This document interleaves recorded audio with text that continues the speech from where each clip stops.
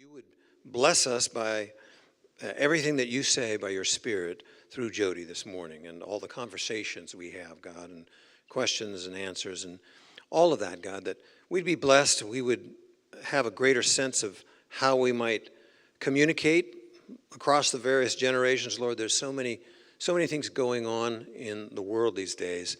It's difficult to keep up. But we pray that after today we'll have a better sense of that and a better sense of how we can communicate with each other in ways that are constructive and helpful and a blessing.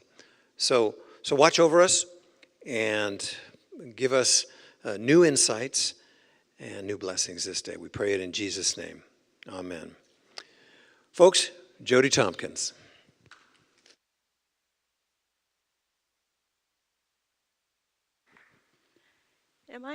Is it on?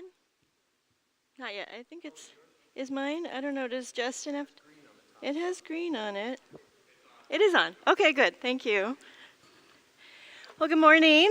It's fun to be back here, and I love that it's a smaller group that we can really hopefully interact. I'm happy to have questions at any point while I'm talking, and I really want this to be something that's practical and helpful for all of you. So there's outlines on the table, if all of you got a chance to see that, if you want to take any notes along the way.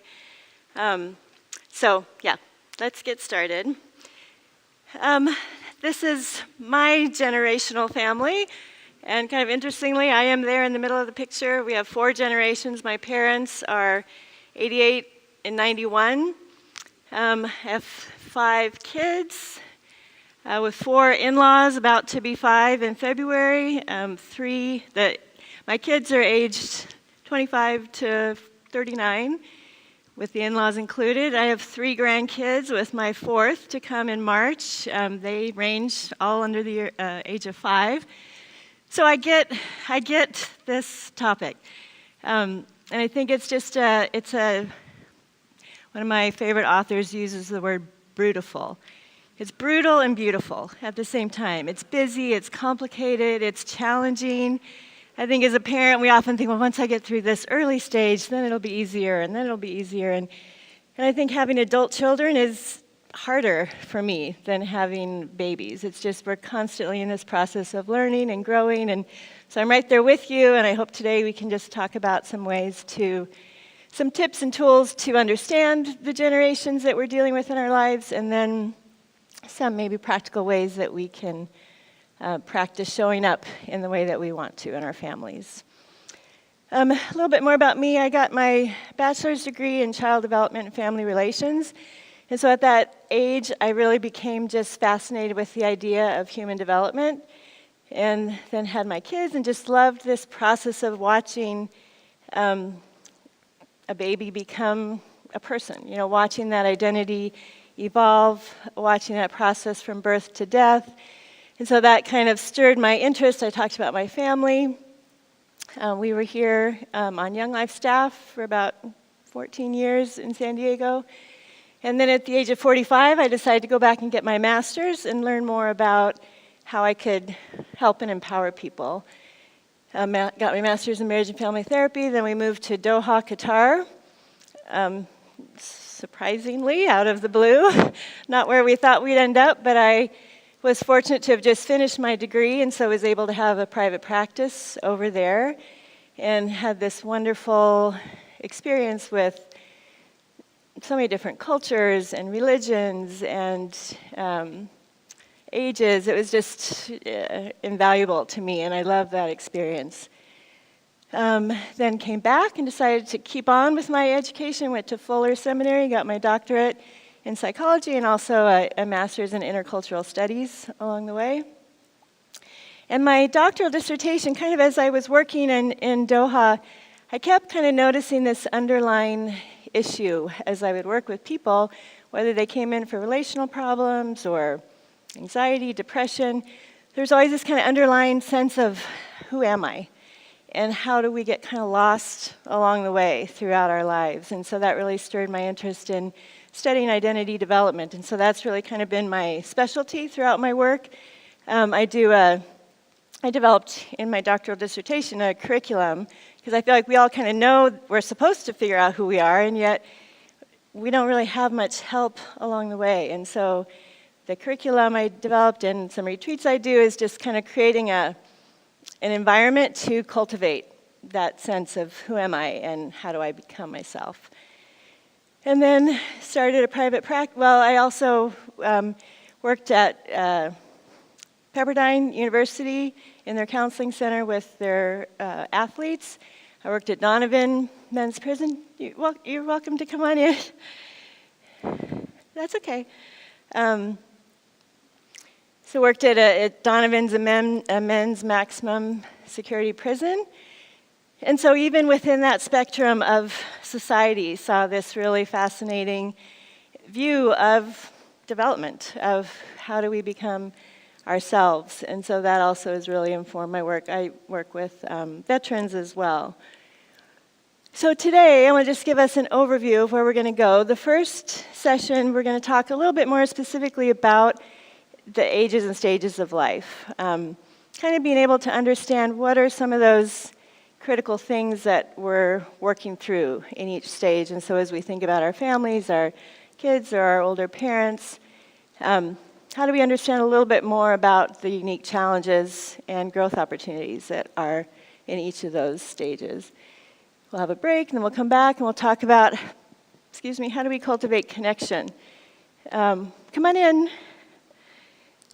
And kind of looking at the drama, like why is it hard for connection? Why do relationships so often have this inherent challenge and struggle? And we all know we love and want to have these healthy relationships, and why is it so difficult? And so we'll look at some of the common things that get in the way of our relationships. And then after lunch, we'll come back and talk about some really practical tools about how do we engage in conversation with others in a way that really creates the space to have healthy, safe communication in our relationships. Okay? And I'll try to there'll be a time at the end. I'll leave a little bit of time at the end for specific questions, but again, like I said, if there's something as I'm going along, I know it might feel like a lot of information, and I don't want it to kind of just overwhelm you, so if there's anything I say that doesn't quite make sense, or you want me to elaborate, please feel free to just raise your hand or interrupt, and we'll ask and answer questions along the way as well. All right, so when we look at the ages and stages of life, I talked about this kind of brutal tension between brutal and beautiful, and that so often we're kind of holding two things at once. And so one of my favorite psychologists, as I went through my training, was Erik Erikson, and I think he has one of the most kind of practical theories on the stages of development from birth until death. And within each stage, he talks about this kind of tension that we go through. His wife was also a really central part of the work that he did. So he was, you can see he lived until 1994, but in the 50s is when he kind of put out his theory, and he was a student of Freud, so was influenced by him, but yet whereas Freud talks so much about kind of the psychosexual development, Erikson really felt like it's more than that. It's a biopsychosocial. So he really saw that it is our biology, it's the way that we're made, but it's also the psychology about it. How do we interpret the world? And then the social part is, how does our world impact us? And so this really multi-faceted way of becoming a human being is what he really wanted to focus on. And so he developed 8 stages from birth to death. What's interesting is that 5 out of those 8 happen before adolescence. So we kind of see how crucial those early years are in our development. And then he talked about at each stage, you'll see we'll go through it a little bit more in a minute, but at each stage there's kind of this tension that we're trying to sort out. And as we sort it in a healthy way, we kind of move on to the next stage. And when we don't, we kind of end up with some stumbles along the way. And so even though each stage has kind of its critical issue that is kind of most salient at that age, it's this ongoing process of development. So it doesn't feel like, oh, we missed it at 3 to 5 years, we're doomed. You know, we're constantly able to kind of continue to cultivate growth when given the right conditions. And I think we think about anything that's going to grow. When it has the right conditions, it's going to thrive. When it doesn't, it's going to stagnate. And so that idea that we're never too old to keep growing. And I think as we watch people who age gracefully and well, I think that's a key part, is this idea that we can constantly learn and grow. We may have thought a certain thing our whole lives, and something has happened to change it, and we can say, yeah, maybe I think differently about that now. And that's okay. That flexibility, that ability to continue taking in new information and allow it to change us is, I think, what makes our aging process most healthy. And so this is just kind of a quick overview, and we're not going to talk about the early ones just because we're going to focus more on the later part, but just to kind of do a brief mention of them. So infancy, the tension is trust versus mistrust. The baby comes out kind of wondering, can I trust my world? Like, if I cry, does somebody take care of me? Is their central question. Early childhood, when they're starting to potty train, become more independent, it's, can I be autonomous? Can I start to do things on my own? Can I feel proud of that? Or am I shamed for that, which creates some self-doubt? Preschool, they're beginning to do even more, and it's this, they're trying to live out different roles, they're trying to help in the kitchen and do different things, and it's like, is my initiative met with reward, or is it met with, you shouldn't do that, you messed that up, kind of that added to guilt, somehow I can't do what I'm trying to do. And then we'll go into a little bit more detail from school age on, and so I'll move into that. And so these ages, Erickson, he didn't really give ages to them because it's not about age, it's more the developmental process, but about these ages of 6 to 12 is the school age, and the tension at this age is industry versus inferiority. And so this is when, and so as I'm talking about these, some of you may have grandkids or people in your life that you know and think about who are in these ages, but I also want to challenge you to think about your own growth. It may have been a long time since we thought about when we were just starting school, when we were in first grade. And so I think it's helpful sometimes to just be able to reflect, what was that like as I became a student in school? What changes so often is that before, when the family is their central social setting, they move into school and all of a sudden there's a bunch of other people, and so how do I measure up?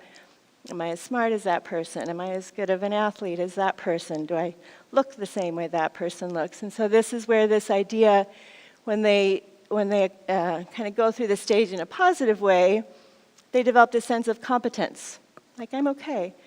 If they don't, they begin to be inhibited. What's wrong with me? Somehow I'm not as good as everyone else. I'm not as smart, and they begin to grow some lower self-esteem, and lack some confidence, some feelings of inferiority that might start to develop here. And so in each age, we'll kind of look at what the key question is. And so for this stage, the key question is, do I have what it takes? Am I enough? And I think what's so profound about this question is, I think when I sit with people in my clinical practice, am I enough is still such a pervasive question as an adult. And I think it stems from those early times of comparing ourselves. And I think especially when we think about the world that this generation is growing up in. When we were growing up, we just kind of looked beside ourselves, looked in our kind of sphere and could compare.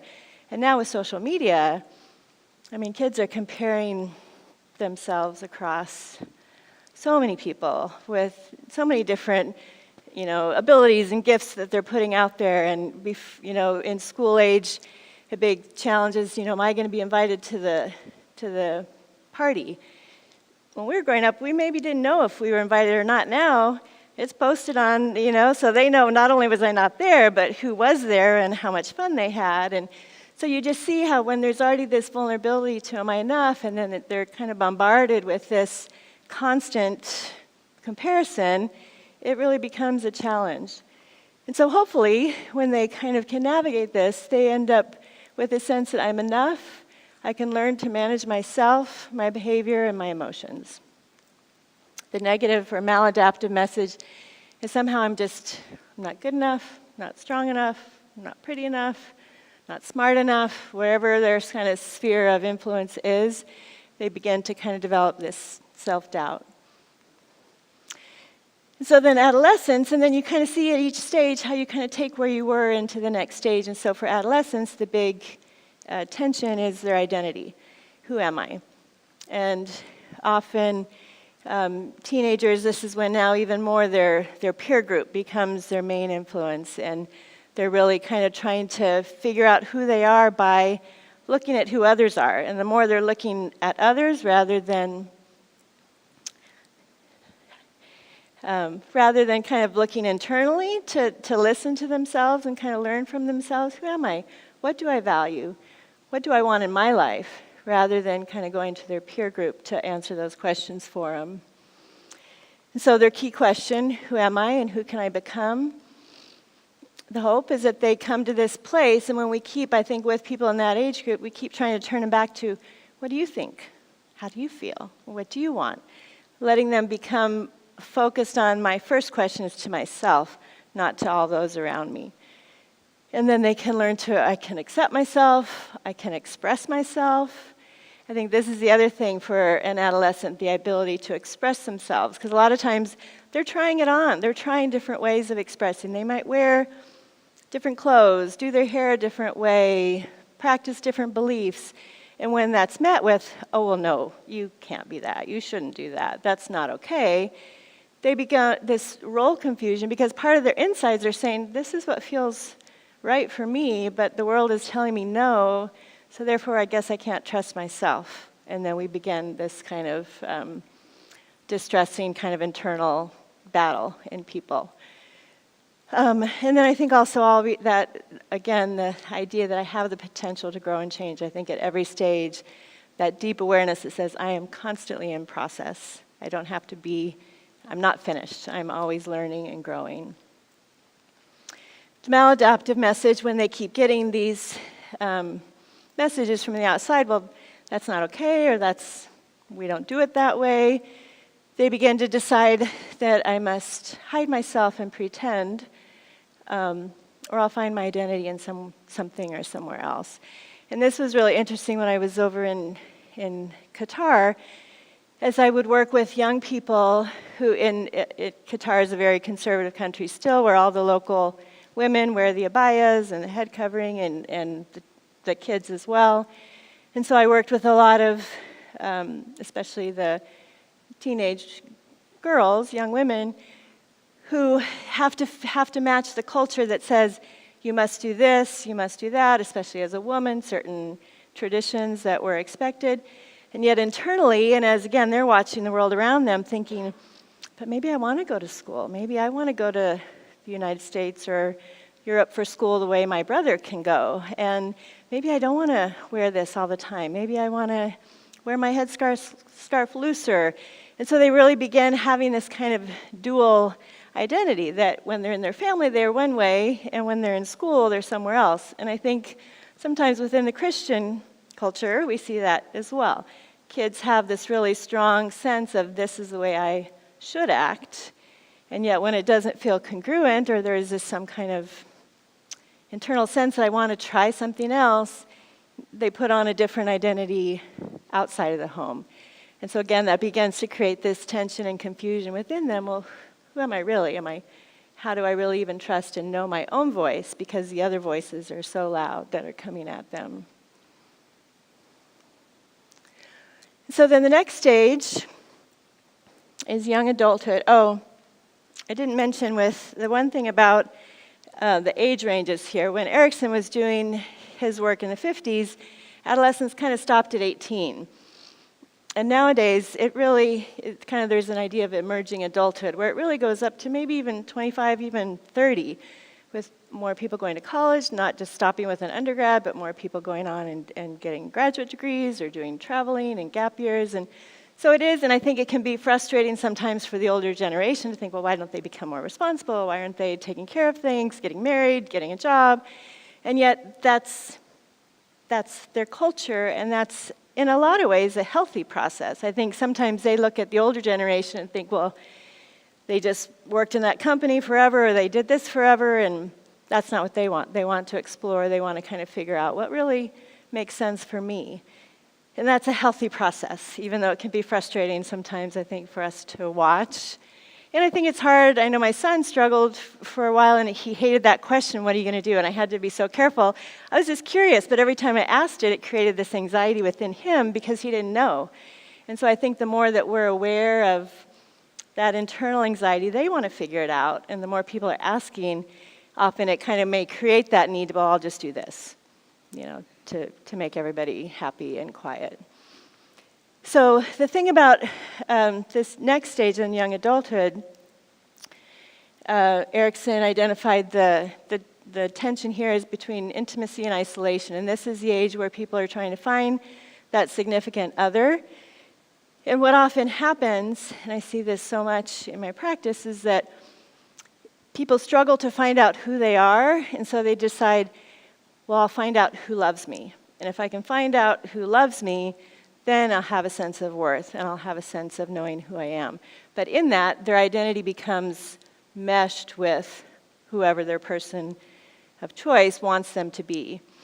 And so these get flipped, and so often I work with people in their mid to later life who are finally kind of stopping to say, I don't know who I am. I don't think I ever figured it out. I got married, I had kids, I did my job, and I don't know now who I am. And I think that so often when this gets flipped, we form ourselves around somebody else, trying to be loved and trying to belong rather than forming ourselves with a clear sense of who we are. And so in this stage, the hope is love, and I think it's not just romantic relationships, but also significant friendships. It's a stage of really trying to figure out how do I authentically open myself up to other people. And here, this kind of maladaptive outcome, the indiscriminate versus over-rejecting, it can be like, okay, well, I'll just get anyone to love me. I'll go out with anyone, I'll find anyone, I'll find, someone to love me, or put up the wall and says, I don't really want anyone anyway. It's easier not to, and that becomes a self-protective thing, becoming overly picky or discriminate.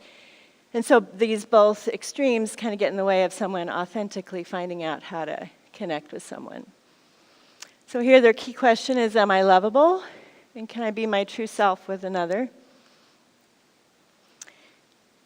The adaptive belief is I'm worthy. I can know others and allow myself to be known. I can love others and allow myself to be loved. And this is a really important part too, because I think sometimes people can know, I'm going to ask people questions, I'm going to get to know them, but I'm not going to be able to be vulnerable myself. I'm not going to let somebody in. Or I can love and serve and give, but I don't know how to receive love. And so it really is this balance between both knowing and being known, loving and being loved. And the maladaptive message is somehow I'm not worthy. I should therefore abandon myself and just become what other people want, finding their identity in someone or something else. And you see this with either a partner or maybe their career choice, that my identity will be in what I achieve rather than in who I am. And so then middle adulthood, which is I think where a lot of us are here, this stage is kind of where they're moving into parenthood, work, and the tension here is how do I give back to my world? How do I generate something of worth in my world through my kids, through my work? And the adaptive hope is this care for themselves and others, but the maladaptive outcome is this overextension. I will give and give and give, and I will spend myself doing my job or volunteering or giving to my family, or I'll pull back and I can't do anymore. And so again, so often we have these two extremes where we kind of tend towards, rather than finding that that balance and the tension between giving to others and also being able to care for ourselves. And so the key question, do I have anything to offer?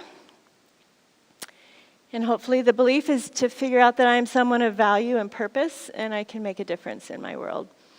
And I think here, too, the healthy thing is I can make a difference in my family. It doesn't have to be, I'm going to be known, and I think that's also a challenge for the younger generation, because now so often they're an Instagram star and have 1 million followers, and, it's this big thing rather than how do I make a difference in my world, in my family, in my sphere of influence. And the maladaptive message is that I must be needed by others to have value. Or nobody appreciates me or what I do. We spend all our time giving and giving, and then somehow resent that no one's appreciating what I'm giving. And yet sometimes pausing to ask is, are people asking for that, or are you just giving and giving in an effort to be needed? And I think that so often that is what will kind of come up in later life when it feels like I've given and given and given, and I'm exhausted and spent and haven't figured out how do I take care of me? How do I give to myself? And I think what's so important, too, in this age when it is the busy age of young kids who are watching, realizing that the model of martyrdom isn't helpful for our kids anyway. That idea like, well, my whole life is about you, and I'll do and do and do, and then somehow you owe me because of all I've done. And that's kind of teaching them a lesson that we don't really want them to know either. We want them to see this healthy balance of loving and caring for others and loving and caring for ourselves. And then older adulthood, kind of 65 years and older, and here's kind of where it's all starting to kind of integrate. This ego integrity versus despair is saying, have I been true to me? Have I figured out who I am, and have I lived in a way that feels congruent with who I am? Have I gained, as I kind of reflect on life now, it's not so much out there giving and doing, but kind of a more limited abilities maybe, limited encounters with maybe retirement. And so a time to reflect on life, and kind of these maladaptive, the positive is to gain wisdom, like I've learned and loved and done well. The negative is this kind of idea of presumption, well, nobody's doing it the way we did it. It was better the way we did it, or bitterness and regret as they reflect on things and miss what they could have done, should have done, didn't do. And I think this is the beginning of a challenging stage in life, because so often, if we can just keep busy, keep doing and doing and doing, we don't really pause to reflect. And it's interesting, as I work with veterans, there's so many who have PTSD that they've been struggling with their whole life, and once they finally get to retirement age, it all comes crashing down. Or once they've been in the military for a long time and then they get out and their life slows down, then they've got to think about it all. And that can be challenging for people who've had some things that have been difficult to think about. And so this stage of life requires some wisdom and some ability to be reflective. And why you also see how it can be easy to move toward, well, everybody else is doing it wrong, or some bitterness that they reflect and feel some sense of regret about what they have done in their life. And so that key question is, have I lived and loved well? And I think it's so important to note, this isn't have I lived and loved perfectly. And I think so often we rate ourselves on that, like, well, I wasn't always the best parent or the best employee or friend or whatever it might be, and yet none of us are. And so it really is, and I think with our kids too, cultivating this idea, it's, am I doing well? Am I enough? Not am I perfect? And taking that kind of out of have I been authentic rather than am I perfect? And so hopefully the adaptive belief is to feel like I'm at peace with myself and my life. I have wisdom and love to share. And a maladaptive message is that feeling like it's too late. I failed, and somehow nobody cares about me. And that becomes the bitterness and the despair. And so what was interesting, when Erickson did his theory, he kind of ended with that stage, and then his wife, who lived beyond him and had been part of his work, she kind of named this 9th stage, and she didn't have a name for it, so my husband came up with this name, Sage Old Age. I didn't want to just say old age, it doesn't sound good, so I like this. And so it's this idea that, and it kind of starts anywhere, again, the age isn't there, but I think so often people are living well beyond 65 years. That still is a really more productive time for a lot of people than it may have been in the past. And so this is when you kind of are getting beyond into where you really are starting to see more of the physical limitations that are happening, the process of aging becoming more prominent, I guess, in your life. And so she kind of named this tension as hope versus hopelessness. And I think that's such an important hope. Hope is one of the most protective factors against suicide, and the lack of hope is one of the biggest risk factors. And so I think it's so important to kind of just see that the importance of hope, even at the ending kind of stage of life, to still have this hope for something. And so when I think that's there, there's this ability to kind of reintegrate this stage, and I'll kind of talk about more in a minute, but this is stage really where you're kind of going back and you're redoing all the other stages in a way that can be challenging. And I think this is really one of the most difficult stages of life for people. And so she named the adaptive strength just I have a hard time saying this word, gerotranscendence. And that's something a researcher in Sweden, Tornström, kind of gave that. And so this idea of transcending kind of the boundaries that we're in, it's kind of regarded as what could be this natural process toward maturation and wisdom. And so what he did was he studied older adults aged 52 to 97. And what he found in this interviewing process of those who were aging well was this sense, or aging in a healthy way, this ability to kind of transcend borders and barriers that had previously kind of held them back. And that when people were able to kind of transcend that, it really became this healthy growth time for them. And so what he found was that people had identified, they began to have a new understanding of themselves, a new understanding of others, and kind of some fundamental answers to those kind of existential questions that they had wrestled with through their life.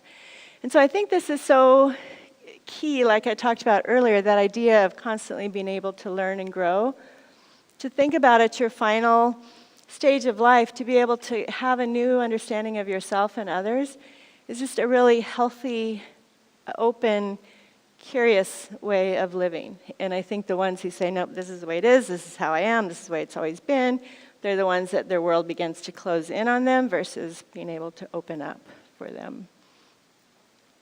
And so what this last stage, this idea of gerotranscendence and revisiting, and I want to kind of spend a minute on this because I think often we don't recognize, and I know as we talked about this generation who are trying to help older parents, sometimes it's hard to talk to them, sometimes it's hard to get them to do what we think that they should do, and yet I want us to really just kind of think about what this stage is feeling like for them and what are these internal processes that need to happen. And so, like I said, they're going back and they're revisiting and reintegrating all of what they have already gone through in their life in an opposite way. So the first one, infancy, when I told you the idea was trust versus mistrust, the baby wants to know, can I trust my parents to be there when I'm crying, when I'm hungry, when I'm needy? So an older adult is saying, can I trust my kids are going to be there to take care of me? And also, can I trust the world? Like I did this talk at UCSD to an older group of people, and for one of the women who asked the question, it was kind of like, can we trust the next generation to do it? They're like, aren't they messing it up? Isn't everything falling apart? And I think in every generation, people have wondered that. And so part of this growth is to say, I can trust others to do. I can trust the next generation. I can trust my kids to help me in this aging process. But that's a hard thing because they've spent a lifetime being the one to be trusted, being the one to be looked up to and have the answers. And so to kind of have to revert in a way back to I need to trust others to take care of me, that's a really difficult transition to make. And then same here with early childhood when I said it's the idea of they're learning their autonomy. I can walk by myself, I can toilet by myself, all those things which create a big sense of pride and accomplishment. As people get older, they're beginning to say, I'm not autonomous. I can't walk by myself. I can't toilet by myself, or things that are so central to a sense of self, they're losing, and they're having to kind of revisit and say, am I still okay even if I'm no longer autonomous? Can I still feel good about who I am? And then the preschool, when it's initiative versus guilt, they're kind of that same idea, like, do I have can I find something to do? Can I do something that feels worthy? I can't do my job anymore. Maybe I don't have some of the same physical capabilities of doing maybe hobbies and things I used to do. But how do I find something that allows me to build confidence in myself, to feel like I still have initiative in my world? And then again, this kind of school age where it's the comparison. How am I aging compared to others? Am I less competent than others? Am I able, my friend is still driving and I can't? Or, we're all through life, we're still the same vulnerable human spirit that says, am I enough? And this comparison goes on through life. And so they're, again, kind of having to revisit this in a challenging way. And then the adolescent, the identity piece is, again, as they're losing so many aspects of what they did, they have to focus on, well, then, who am I? It's not about what I do, but who I am. And for people who haven't really taken the time to shore up that sense of self, and it was about what they did and how they could produce, it's a different way of kind of finding identity based in this more internal process of who am I. And then this is a big one, young adulthood, the stage in life where it's intimacy and connection. And for this age group, they're losing significant relationships that they've spent years and years and years with, often 60 and more years with a spouse, or friendships. And my mom had said to me as they got into the older ages that as they grew up with their friends, she said, I always knew we would go through, college together and weddings together and babies together and grandkids together, but I didn't think about dying. I didn't think about that all of a sudden now they're in this, and because they're healthy and living later in life, their friends are just dying. Every month, I feel like, there's someone else. And so that's a deep grieving process, I think, for people to kind of go through. And the same need for connection and intimacy is there, and yet it feels like it's kind of falling through their fingers in a sense. They're kind of losing some of those significant ones. And some of their younger ones are busy. We're kind of in that generation where we're busy with our kids, and it's hard to help kind of create those connections that are so important to our parents when we're also trying to be active and involved with the generation below us that needs us. And then this one, just the middle adulthood, can I keep finding ways can you continue to give to my world? And I think this is where volunteer activities for older people can be so great, to find just some way that they can feel like they're continuing to generate and to give to their world. And again, it's this older one of the last stage of, can I feel at peace with myself and my life? And so this idea of gero-transcendence, I think the question really becomes, can I be content whatever my circumstances? And I think when I think of that question, I immediately kind of go to Paul, thinking in Philippians, and I just love the way this verse, I think, answers that question, and especially I like the way it's written in the Message, where he says, I've learned by now to be quite content whatever my circumstances. I'm just as happy with little as with much as with little. I found the recipe for being happy, whether full or hungry, hands full or hands empty. Whatever I have, wherever I am, I can make it through anything in the one who makes me who I am. And I just think that is such the central core, and I think especially for us as Christians to know that it's Christ who makes us who we are. The world and all that we do and the journey and the story that we have is part of the way we interact in the world, but the true source of our identity is knowing who we are in Christ. And I think the more that as we go through the process of aging and the journey of life that we hold that central, I think that really also fits in every single stage when that's the core of where we find our identity. Questions? I know that probably felt like a lot. Any questions or thoughts as you kind of were reflecting on those ages for yourself or for people in your family? Uh-huh.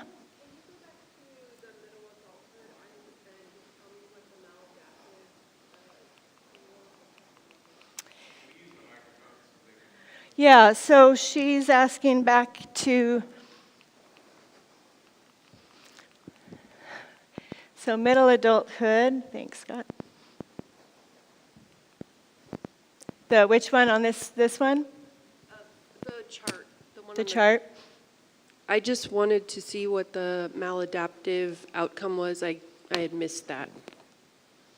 Yeah, so overextension, self-absorption. This was the stage in life where often we overspend ourselves in working longer hours than we need to, volunteering more than we need to, doing everything for our kids, kind of being that, the phrase I know for a while was the idea of helicopter parent, where you're kind of hovering over making sure everything's okay, and then it kind of moved into lawnmower parent, where not only are you hovering, you're just paving the way, you're out there with the lawnmower making sure everything is smooth behind you, which is exhausting and not helpful for the one behind. So that's that overextension. And then I think we often kind of yo-yo. We do so much, and then we get resentful, and then we pull back, and nobody cares.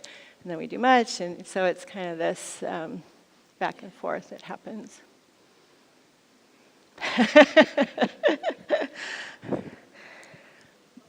Jodi, I'd love to hear, I think, and this is something in my own personal life too, but many of us in this room, our identity has been and probably continues to be based on what we've done or are doing.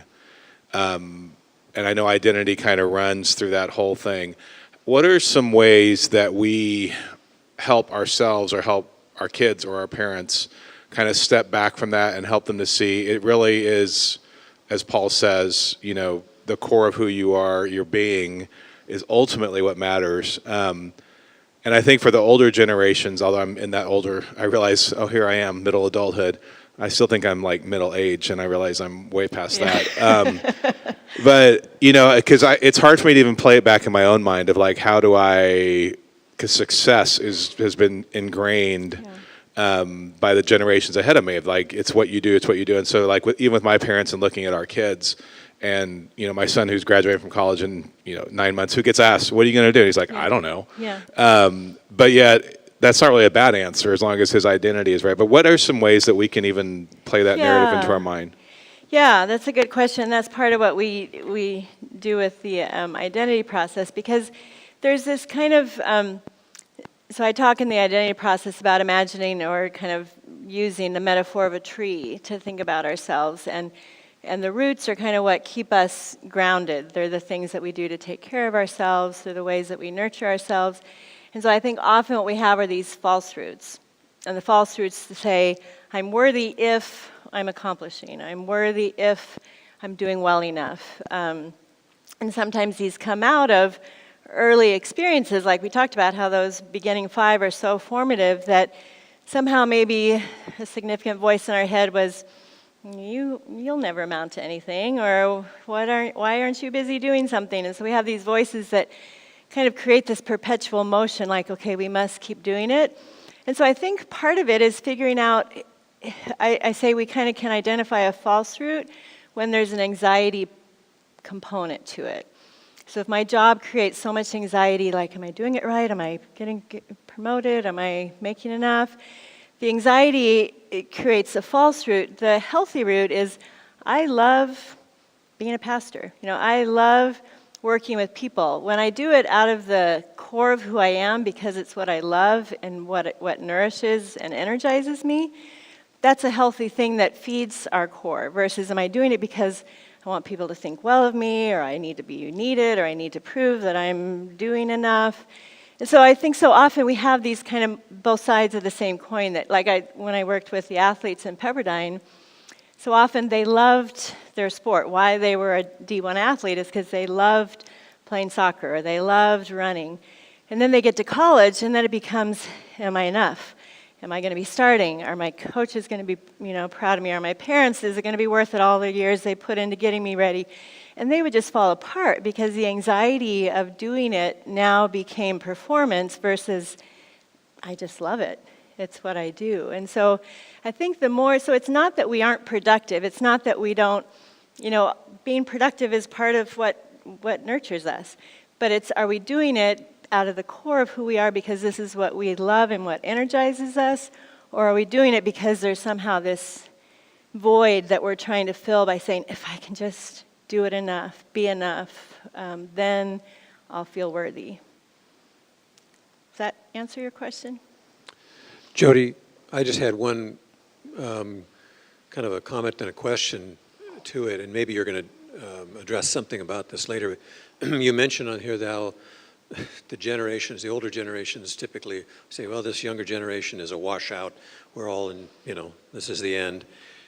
The thing that I keep hearing is it's the other way around, or our kids are saying the opposite. I hear a lot of kids, especially with climate change and things like that. So, I'm sorry, this is the world. You guys brought us into this. Yeah. And so I don't know if maybe later or even just now, just how do we bridge that gap? Just say, because my thought is that as you said, every generation says that, but does every generation hear that it's coming back in a similar way? Like, no. So there's this kind of finger pointing.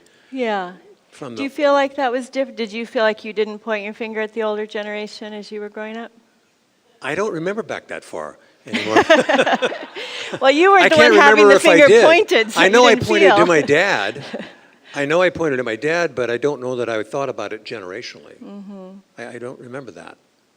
I think one thing I see our generation, I feel like the generation above us with work was like we stay in the same company for 35 years until we get the gold watch or whatever for retirement.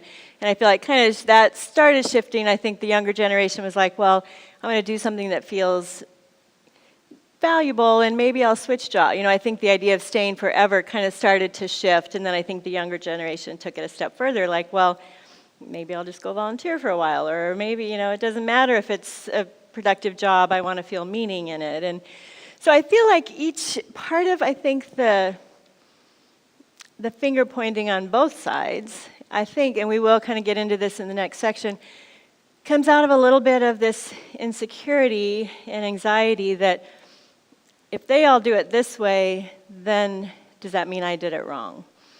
And if for the younger generation, I think they're moving into the period where they're wanting to generate something for their world. And so to feel good about themselves, they say, well, we're doing it better. We're going to take care of our planet in a way that they didn't, or we're going to, be more inclusive than they were.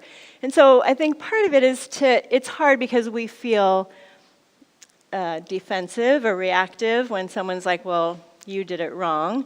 But I think part of it, if we can kind of put our minds back into their stage, they're trying to find something to give. They're trying to find something that's unique and valuable that they can contribute to the world. And so I think if we can kind of put aside our own feelings of defensiveness in order to say, that's awesome that you guys that your generation is focusing on this. And I think the more we can affirm who they are, the finger pointing isn't as needed. But when they're feeling the finger pointing of, well, why aren't you doing anything productive with your life? Well, then why aren't you? I think when we kind, so that's what we're kind of going to move into, is just how do we create these relationships that can feel mutually respectful and affirming, and recognizing that we each have something to offer and we each have challenges. And so, yeah, does that answer? Mm-hmm. Oh. I know you think that you could talk about it, like we all do, but it's hard for us. Thank you.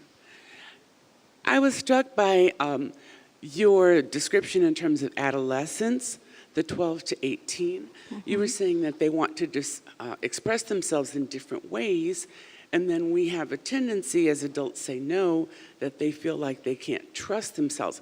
However, as a parent or grandparent, I think that's part of our role, because there are things that they try to do sometimes that are not appropriate to the culture, to the home that they're living in, mm-hmm. or to the Christian society and mm-hmm. to God. Mm-hmm. And I think that's part of our role, to help to mold them during that time period. So how do we do that and at the same time allow them to know, yes, gradually you can trust yourself? Mm-hmm. Mm-hmm.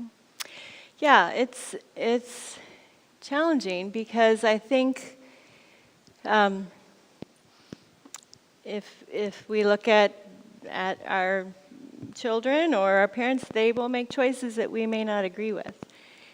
I think when God looks down at us, we make choices that he does not, or that he knows is going to hurt in the long run, that he knows is not our best. And I think it's tricky to find, and that's what we'll talk about more, is how do you create that kind of relationship that empowers someone to trust themselves? Because I often say, and I have people in my office a lot who've been raised in a way that they felt controlled, and the word mold, I know that's a tricky word, because being molded, we don't want someone else to mold us, right? We want to mold ourselves. And so I know what you mean by that, but even just kind of that language can impose something on someone. And so I think often kids you've got kind of both directions. They're either going to please their parents and kind of give up their own voice to do whatever is going to make their parents happy, or they're going to spite their parents, and they're going to give up their own voice to do the opposite just to show that they can. And we don't want either of those. We want them to say what feels most congruent for you, and trusting that we all have the good in us that wants to do well. But Scripture says, train up a child in the way they should go, and when they grow older, they won't depart from it. Doesn't that encourage us to mold them towards how they should be? Because sometimes they really want to do some odd things or destructive things. Mm-hmm. And sometimes they need to be corrected. Yeah, the thing about that verse that always I think I wrestled with that throughout the years of raising my kids, and I think what I really landed on as I studied that and thought about how do I apply that to my life is, it says in the way they should go, not in the way we want them to go. And so I think the job of parenthood is, what's your way? What's the way you should go? And believing and trusting that if we empower this healthy, confident sense of self, they find their way and it's productive and it's not destructive. And I think the destructive is so often acting out of the insecurity, the inferiority, the lack of self. And so I think ultimately it's being able to trust that if we help them find their sense of self, can that help them on their own effort make those choices rather than, because I think so often, and I saw it at Pepperdine a lot, because those were Christian kids, came up doing what they thought they should do and what their parents wanted them to do. And Point Loma too, we work with a lot of kids there. And then they're like, I don't believe this, or I was doing this because they told me to, but it didn't come out of me. And I think it has to come out of this internal sense, this is what feels right for me. And so I think we can listen and support and encourage and ask good questions, and we'll talk about a lot of that in the next ones. How do we come around people so that we create this safe place for them to emerge themselves So it's a tricky balance. And when we have kids in our home, obviously, yeah, there are boundaries, and we'll talk about boundaries too, that there are certain things that are destructive and unsafe that we do, have to help kids with. And I think it's that tension within us is what's unhealthy and unsafe versus what's not what I would hope for them.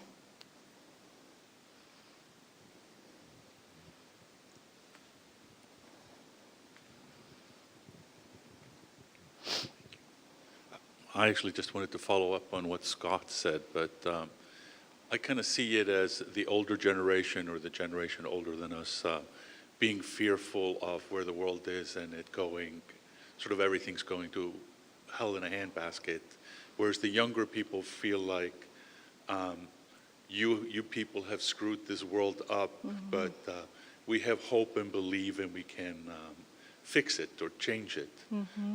And then I look at our generation as kind of, we're the ones sandwiched in between this fear and hope, and how do we deal with that? Yeah. I feel like I navigate that a lot with my kids. They have some very different political beliefs than I do, and and attack of the way. And I think so often it's to be able to say, but what about this? That helping move to the other side and helping them see it's not all bad and it's not all good.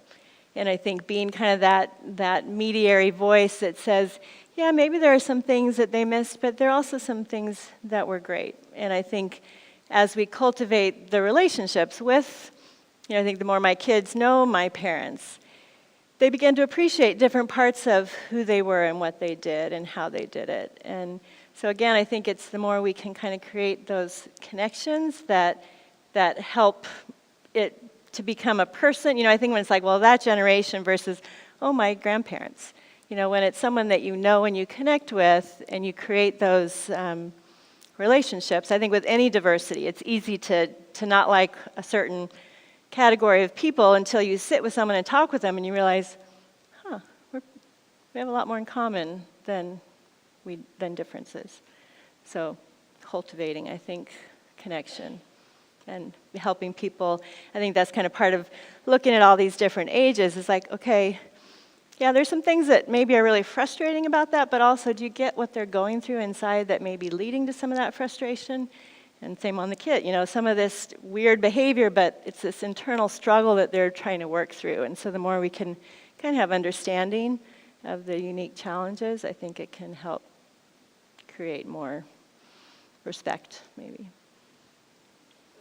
The respect for the children, the grandchildren, that the grandchildren should have for the grandparents, because that's the struggle of having our kids. My mom is in her 80s, and she speaks a certain way, and we try to correct her at the table, and it's just this constant.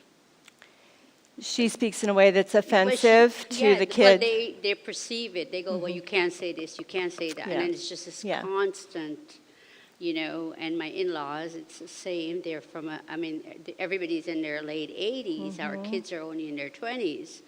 But it's just this constant, you can't have, it's not that you can't have conversations, but you discourage the conversation because it's not worth it. Because you're constantly stepping over a line and saying the wrong thing, and it's all going... Nobody ever says the right thing. We never say the right thing according to our kids, but then with our parents, my thing is like, that's my mom, that's your grandparents, you need to be respectful. But I'm trying to, I know, as you said, of quoting the Bible, of the way it's there. I don't know, remember, but you said it's their, basically it's their lives, right? And so we want to be respectful of the kids, our boys, but we want keep teaching them the respect of our parents. Yeah, and I think that's the key. And I think traditionally there's the idea that you must respect your elders, and I know different cultures who hold to that in a stronger way. But I think the Bible talks about mutual respect. And so I think it is just as important that the grandparents really respect the kids and show that respect. And I think, again, so often we're acting out of this need to prove or to show, well, you think I'm bad, I think you're bad. And when we can really begin to help both sides respect and understand the story and value their story. And respect means you're kind. We'll talk with this in when we talk about boundaries, being kind, but we don't have to believe the same thing. Like, I can listen to my kids talk about their political views. I don't agree with them. I can share how I think, but I can also say, yeah, what made you come to that idea? Tell me more about that. Rather than, well, it's not that way, or that's stupid, or, I think so often we kind of have that demeaning way between generations that fuels it on both sides. So I guess in the middle, we try to really model respect without having to agree. And I think that's the key part. How can we be kind and respectful even when we disagree?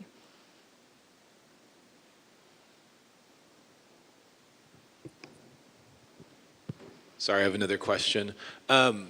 So much of what we're talking about today, or well, probably all day, but this morning in particular, assumes maturity. On all parts.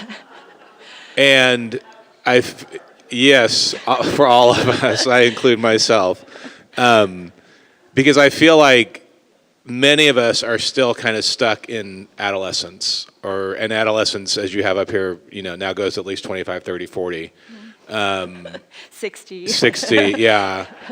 And it is because there's so much information that comes out, whether you're social media savvy or not, whether you're watching Fox News, CNN, whatever. And I think maybe I'll get to a question eventually here. But we assume that we're dealing with all mature people. Mm-hmm. And I think my concern is that most of us aren't super mature. Yeah. And so I'm curious, how do we, as we engage with kids or parents, to Shibana and Vidar's point, it is like, some of the stuff my kids say, I'm like, are you kidding me? Like, and they're fairly mature kids. I'm glad they're not here. But then likewise on the elder stage too, it's like we all devolve into immaturity, I think, very quickly, and especially in this day and age. Yeah. So how do we, in those conversations, this is part of what I'm thinking through, how do I get myself to step back and say, okay, this is my kid saying this is my mom saying this, I want to be the peacekeeper, and go more towards can we have a mature conversation, agree to disagree, because this is very hard in culture. Very long way of asking, how do we help I guess particularly for those of us in the room, how do we step back and be the mature voice? Yeah, and that's what we'll get into in the next session. And you're right, I almost, when I was talking with my husband about what should I call this last stage, and we were talking about maturity, I'm like, well, they're not necessarily mature. just because we reach a certain age doesn't make us mature at any stage. And I feel like in some ways my kids are more mature than me in certain ways. And I think that idea, like when you said, often my parents will say something, and I'll say, you just can't say it that way, Dad, that's hurtful. And it's okay, rather than being like, well, that's so racist or whatever, I can just say that's really hurtful and have a conversation because I think so often they say it unintentionally. It's just their culture is different. They grew up talking different ways. And so I think to be able to not accept that, because it is hurtful. And there are a lot of ways that the younger generation and the inclusivity and diversity, that they're teaching us important ways about embracing people for who they are. And so I think finding ways that we can help the others see it, I think exactly like you said, finding that maturity in us and kind of quieting our own reactivity so that we can have those conversations. And again, we'll talk about next time, it comes out of our own discomfort, our own insecurity, our own need to be right. And so the more we can kind of be unoffendable, we can enter into those relationships, I think, in a healthier way. That's a great word, unoffendable. One more question, maybe? Okay. Let's go. So would you say when we get to, let's say, the older adulthood or sage old age, when we're trying to visit and reintegrate, that's really, in one sense, a crisis of looking once again, are we good enough, and who am I, and all that sort of stuff. And so having a positive conversation and really being intentional about that and working on that with those that are different than us, say our kids or whoever it might be, will not only be beneficial for our relationship with them, but will help us through this process. Yeah, yeah, exactly. Yeah, and I think with our helping our kids understand this is a challenging stage that your grandparents are going through. Their world is different, their self is different, and yeah, so how do we kind of help them navigate it? And in that, we're showing them, we're telling ourselves, and we're showing our kids how do we grow old gracefully, which I think is the goal of all of us. Can I just? Okay. Yeah, I just make a comment that I think hopefully the rest of you do not have this problem, but with bigger families and all spread out and just, COVID hit and travel, it does feel extra isolating. And then you go to try to reach out to your grandkids, and it's impossible to find a time where you can even get one of them on a conversation, and then they're rushing off. So, it's kind of, I have this sensation we want to give them the wisdom. We'd love to tell them the stories and have time to engage them on our ancestry and things like that, that I believe someday they'll wish they had those conversations with us. And how do we create any space for that? I do feel incredibly, and I don't want to say sorry, but the challenge for the parents today, I don't even know if I could do it with the high tech and the busyness. It's a different world. And maybe every generation says that. But I would say, I think your desire to do that, and that's part of that generativity, like what do I have to give back to my world? It may be that your kids don't have the hours to sit and listen to your stories, but maybe you can record yourself. Maybe you can start to journal. My dad did kind of his own memoirs or whatever, and I love that because we'll want to read it someday, but we don't have time. And I think when parents or grandparents reach out to their kids, it's different if it's like I need to tell them something or advise them of something versus I want to just know how are you. And we had my grandfather, my father-in-law, reached out to my son, wrote a letter.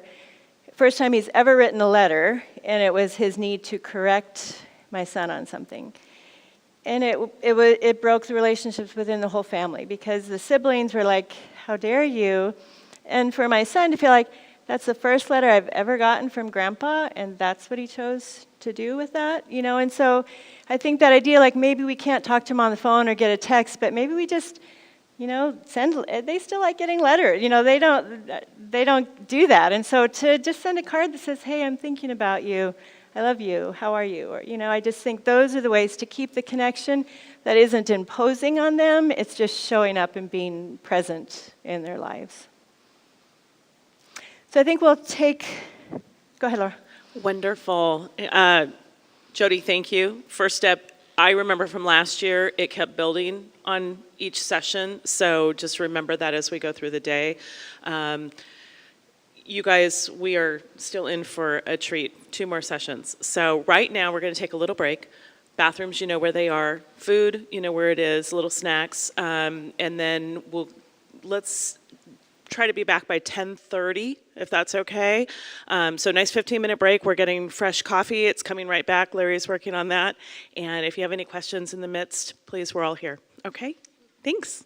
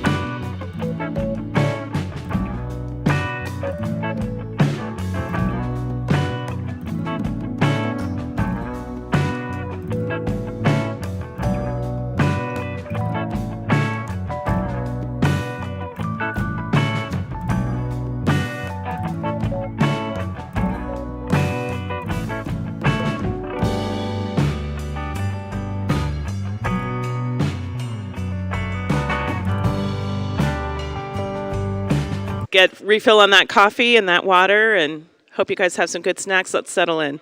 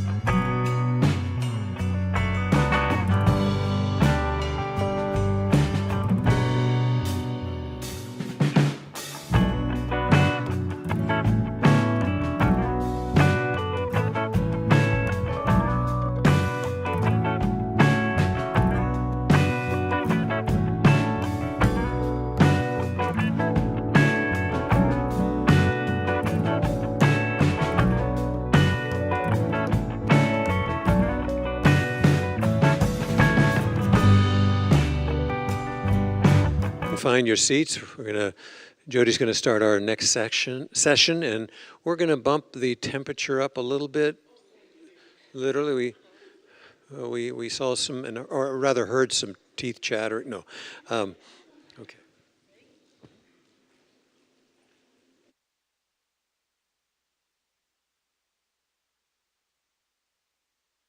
Not yet? Here? Yeah, I think I hear it now. Good. Oops. Okay. Well, thank you. Thank you for being interactive and all your great questions and comments. I appreciate that. And I know there are more kind of floating through the room, and so keep continuing to feel like you can do that. So this one, we're going to talk about connections. How do we move from this feeling of being caught in between it to having some kind of freedom and space in our relationships? And so the question of kind of why is there always drama in our relationships? And Pastor Paul kind of referred, because we're not mature, because we are offendable, we are defensive. And so I want to kind of show you I think this is just a helpful way of understanding anxiety, because I think when you think about any of those conversations that don't go well, if you're able to kind of pause and check in with yourself, you probably feel that rise coming up, the adrenaline going, the heart kind of getting there, something in you is physiologically responding to whatever the people are sharing that's difficult for you. And so this is just a way of kind of understanding what's happening when we start to feel anxious. And so this is a very simplified explanation of the brain. So if you imagine this is the brain stem, this is the midbrain, and within this part of the brain is the amygdala. This is our emotion center of our brain. And this is where we have the fight, flight, or freeze response. And this is it's our kind of instinctive brain. This is the part of the brain that we share with animals. And this is a brain at calm, at rest. This part of the brain is our higher functioning. This is our executive functioning, our cognitive place that we engage. So when we're reactive, we're in this part of our brain. When we're here, we're responding because we're thinking about it. And so when something has triggered us, the interesting thing about the amygdala, the hippocampus is kind of our memory seat of the brain. If there's any medical doctors in here, I may be butchering this anatomy, but it makes sense. The hippocampus is kind of right next to the amygdala, and that's our memory seat. And so it makes sense for survival in the way God created us. If we're in some kind of a threatening situation, then we're going to store that memory because we want to make sure we avoid danger next time. So whatever was evoking of us or scary or threatening, we feel that viscerally. The part about this part of the brain is that, again, it's not our higher order thinking. So this doesn't distinguish, is this physical danger or emotional danger? And so when we're in relationships, there's no danger probably, most often, that we're going to be attacked physically, but verbally, it may be there. And so our survival instinct heightens up if we're aware of some kind of threat that's emotional. And the memory part of that is if this particular person triggers us or this particular dynamic in our family is difficult, then we walk back into that and our brain says, uh-oh, this is dangerous. This might not go well. They're not going to be respectful. And so we enter into it already with this kind of heightened sense of, I need to have my guard up. I need to either be ready to fight or to run away or to freeze up. And so when this part of the brain is activated, we feel it physiologically, and it's as if our brain is like is flashing danger. And I was thinking about this, and I don't know if you guys, who watched the TV show Lost in Space? A few, okay, good. So I thought, and it was like when I'm thinking about this, do you remember the robot? I don't know if it had a name. But when he was like, his arms would flail, and he's like, danger, Will Robbins, danger.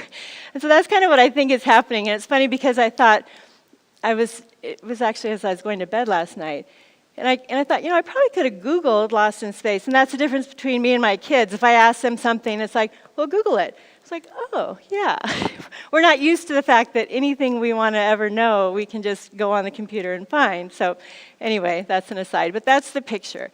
When that's happening, it's like your brain is flashing danger. And what happens when you're in this state where your adrenaline is going, the oxygen leaves our brain because it needs to get to our extremities to run. It shuts down our digestion. We're in that mode to survive. And so if you notice, when you get in some of those conversations, you sometimes feel foggy, you feel like you don't know what you're saying or thinking, because the oxygen is not in your brain. And we need oxygen in our brain to think, to have a reasonable response.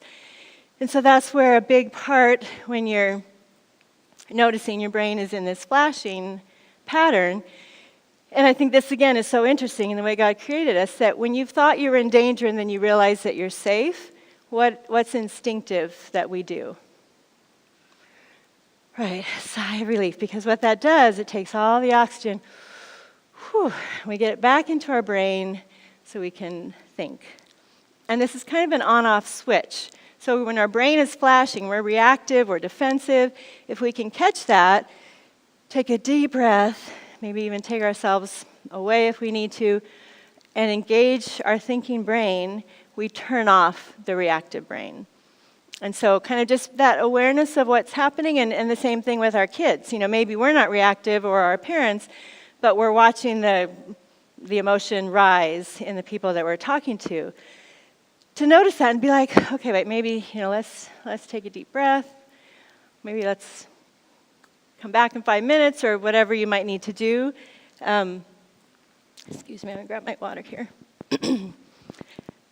So I think it's just that awareness of what's happening that is creating the drama. All right, so what can we do about it, and how can we understand what happens when the reactivity comes up?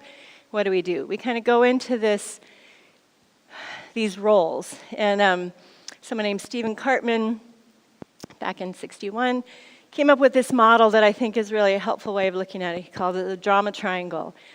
And the idea is within family systems that we all kind of naturally fall into these different roles when we're engaging in, thank you, Scott, when we're engaging in family dynamics or any relation. It can be a family, or it could even be a one-on-one. We can see these roles playing out.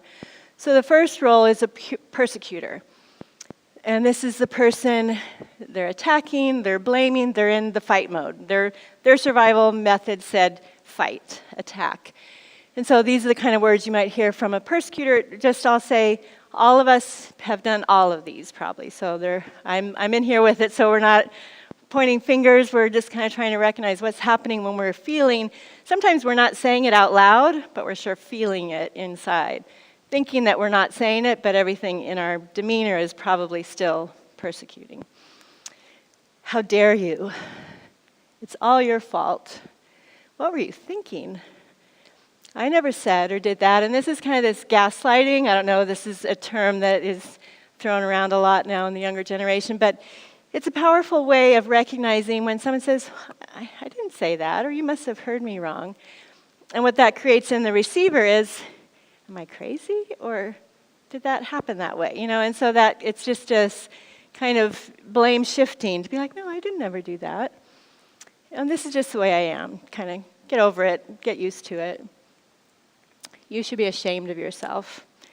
This is a phrase that I think as parents have probably used. I know my mom used it on me a lot. I think it was a normal thing to say, and yet when you think about it, especially in context of the developmental stages, this idea of shame, you should take on shame, is just something we don't ever want to put on someone. And then if you could just be more like so-and-so, or someone else does it better. So the persecutor then often creates the victim, who's the one that often is getting that attack, which creates in them this sense of powerlessness, helplessness, and they're going to say things like, poor me, nobody cares about me. It's not fair, it's all my fault, I don't know, I don't care. I think this, when I have people in my office, I feel like so often someone is like, I don't know. And it shows that kind of formative years that all agency was kind of taken from them. And so the idea, and some of what we talked about, that confusion, I thought I knew, but then the voices in my world told me I didn't know. And so that's kind of their defense is, I don't know, I don't care. I can't, I give up, it's no use. I'm not enough. Again, kind of we see where that comes out of. And then we have the rescuer. So often in a family dynamic, you've got the persecutor, you've got the poor victim, and then the savior, the rescuer who comes in and, well, let me fix it. Well, he didn't mean that. Oh, it's okay, you're okay. Let's just make it all better. And so what a rescuer says is, here, let me do that for you. Let me take care of that. You should or you shouldn't. The rescuer wants to give the advice because they know exactly how somebody should be doing their life. That's okay, it was all my fault. Maybe something stirred up and we want to quickly say, oh, never mind, it was my fault. Never mind, I don't mean that. Let me fix it for you. Your needs are more important than mine. Let me take care of you. It's okay, I don't matter. I'll take care of it. And within this is this internal message that I cannot disappoint anyone.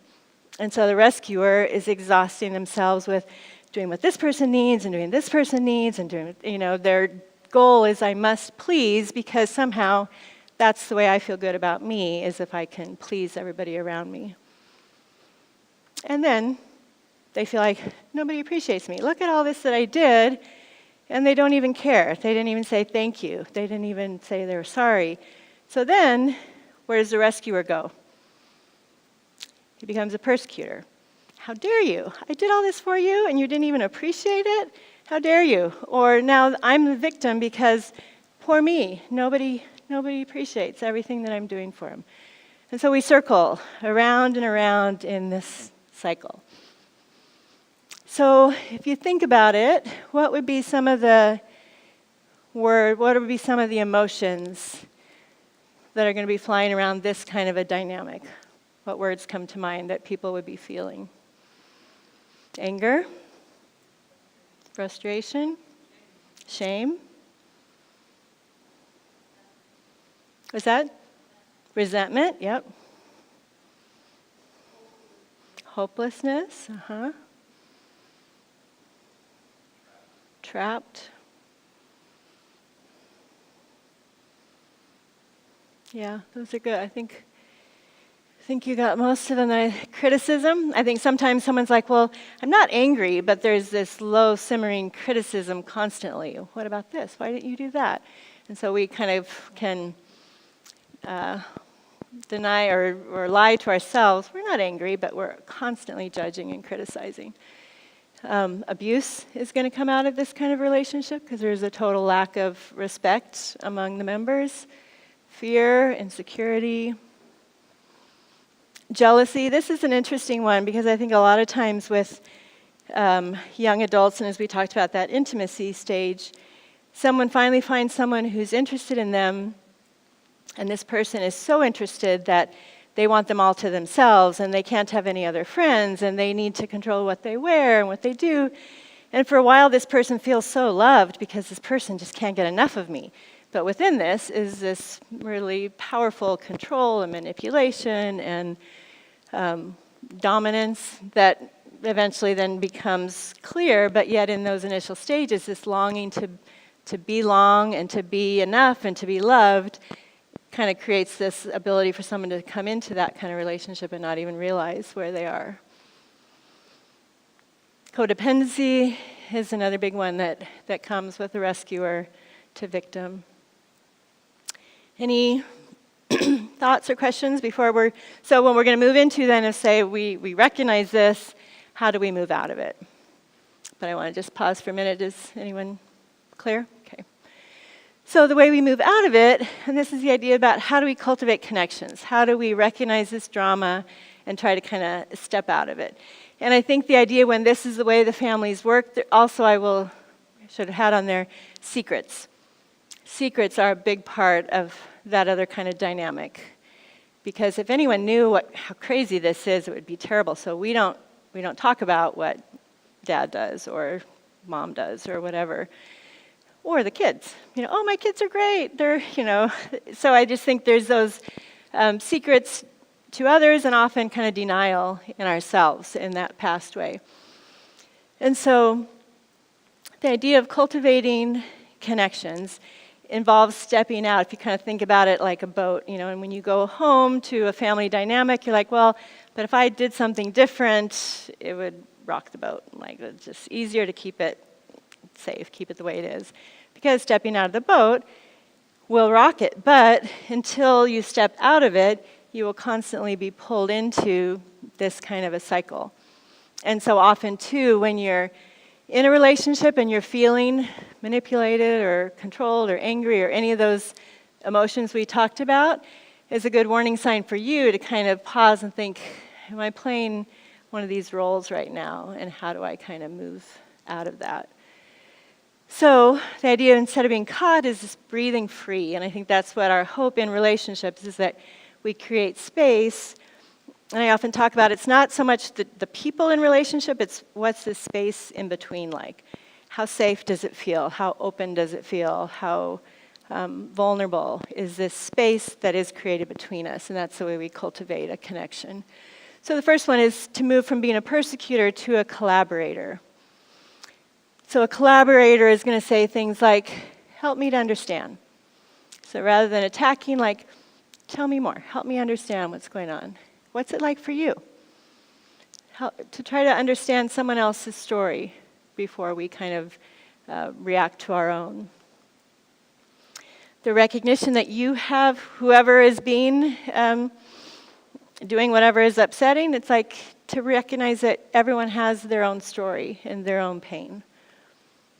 To be able to say, I forgive you. And this is a big one, I think, even people who don't have a religious faith, I think forgiveness is such an important thing to understand. Forgiveness does not mean that's okay, it's all right. Forgiveness means I will no longer hold that. I think of it like a ball and chain, kind of when someone has done something hurtful, and there are legitimately hurtful things that we won't forget, and we should not trust a person who's done that, perhaps. But it's like we're dragging this ball and chain with us our whole lives when we continue to feel bitter and resentful and absorbed by that, rather than kind of disconnecting it and saying, it's there. I'm not dismissing what happened. I'm not saying it didn't matter and it didn't hurt, but I'm not going to carry it anymore. I forgive you. I release you from that. How can we work together? Recognizing that we're all responsible for our own choices in relationships. And then this idea that we can create healthy boundaries to help ourselves kind of navigate between us in a healthier way. And then the victim moves from a victim to being a victor, kind of growing in their own capability, their own confidence, So they're going to say things like, I am finding my own voice. I am learning and growing. And I think this learning and growing is such an important one with people in my office so often. It's like, well, I messed up again, or I did this again. And it's like, it's not perfection. It's, are you learning? Are you growing? Is there something you can take away from that? Because if we're learning and growing, we're making progress. I can do hard things. I am responsible for my own choices. I think that's a key one for someone to move out of being a victim, to realize I have choices. They may be difficult, but I have choices that I can make. I can ask for help when I need it. I am enough. And I will set boundaries to protect myself, recognizing that they have their own choices and they can create boundaries that are going to be nurturing and protective for themselves. And then the last one is to move out of the rescuer role into a helper role. And so I think a really key way to kind of recognize the difference here is, if you remember, the rescuer says, what can I do for you? Or I'll do that for you. And a helper says, how can I help you? You're leaving the agency and the person, and you're saying, how can I come alongside you? I'll walk beside you, but I won't carry you. And I think a big thing about a rescuer, if you have played that role or watched that being played, the rescuer comes over, sweeps up the victim, poor you, here, let me help you, I'll put you down right here. And then the next time the victim needs help, what do? Hey, they haven't learned anything, so, okay, I'll kick you back here, okay, there, is that good? Okay, for a little bit longer, and then let me do it again. And so you're exhausted, and what you're communicating to the person you're trying to help is, I know you can't walk on your own. I really don't trust you to be able to do this, so I'll do it for you. And so it's this subtle but powerful message that says, you really need me to do this for you. And so the idea of not being willing to carry someone is saying, I'm going to walk beside you, but I know you can walk. I'm going to help be here with you, but I want to trust you to be able to walk. And then I think this is a key one for parents, to be able to ask when someone is hurting, do you want advice or do you just want me to listen? And that's a really easy phrase to use that I think is really important to kind of tuck into your vocabulary, because it's so easy, whatever the person is sharing, and we're well-meaning to say, if you just did this, or you should do that. And a lot of times they don't need that, and they don't want that, and they're going to shut it down, and they're going to glaze over, and whatever your ongoing advice is will be totally missed. And so to be able to say, would you rather I just listen? Tell me more about that. I understand it's not easy, and I'm here for you. You can do hard things. I believe in you. I'll set boundaries to empower you. And so part of that is the boundaries that you create as a rescuer says, I will not carry you. And it's a boundary that also, it protects you, but it also empowers the other person. I guess there's something else I was going to say about the helper, and I can't think of it right now. So let's say some words. When you think about this triangle, this breathing free with a collaborator, a helper, and a victor, what are some of the words that are going to be in this space between these relationships? What words come to mind? Respect, yep.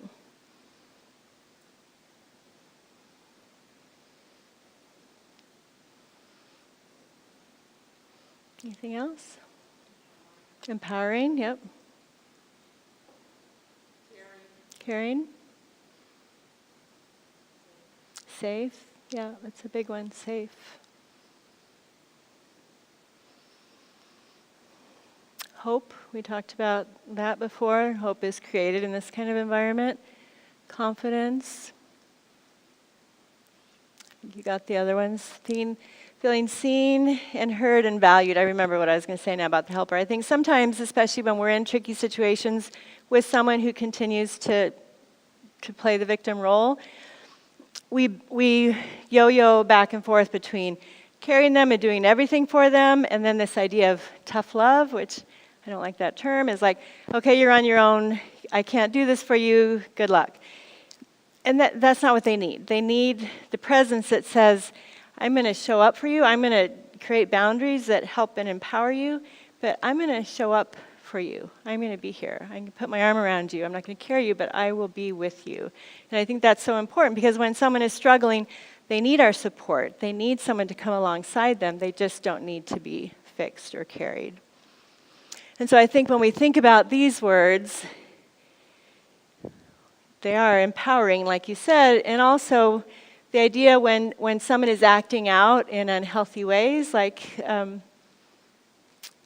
Nancy was talking about, the unhealthy ways of acting out are often going to come out of that other dynamic, right? Because they're insecure and they're fearful and they're unsure and trying to figure out what to do. And when you create these kind of relationships, the potential for someone to find themselves and to act out in a way that feels healthy and mature and empowered is much more likely when you're in these kind of relationships.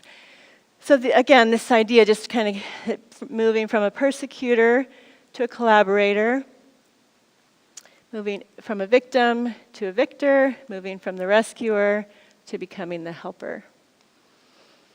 And if you notice, kind of one of the things that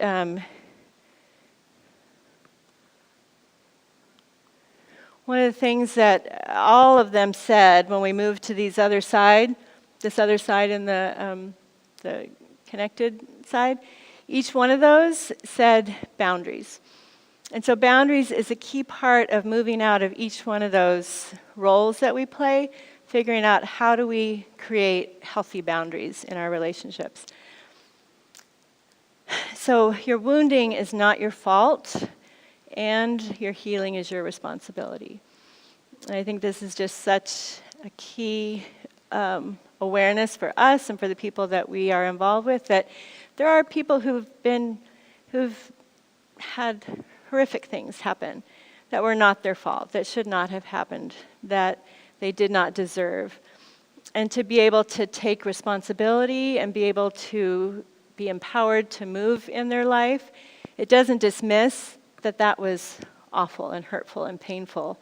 And you're the only one that can create healing for yourself. And so it's that empowering, but without dismissing. And I think sometimes it's like, well, get over it. Or, the victim, like, well, that was a long time ago. You should be fine. And every time we do that, we entrench that victim to want to make sure they convince everybody how terrible it was. Because it was. But I think the more we can say, we see that, we see you, we hear you, and we also know that you can grow and learn. So, boundaries. Boundaries revoke, I think boundaries is something it's used a lot, and so we're going to spend a bit of time just really trying to define what they are and what they aren't, and some really practical ways to think about boundaries in our life. So, boundaries are revoking a privilege that someone was never meant to have. Someone has crossed over onto your side and they've lived there a long time, but that was never their space to inhabit. And a boundary is just saying, no more. This is my space. It allows others to make choices about their own behavior. Helps to make people feel safe.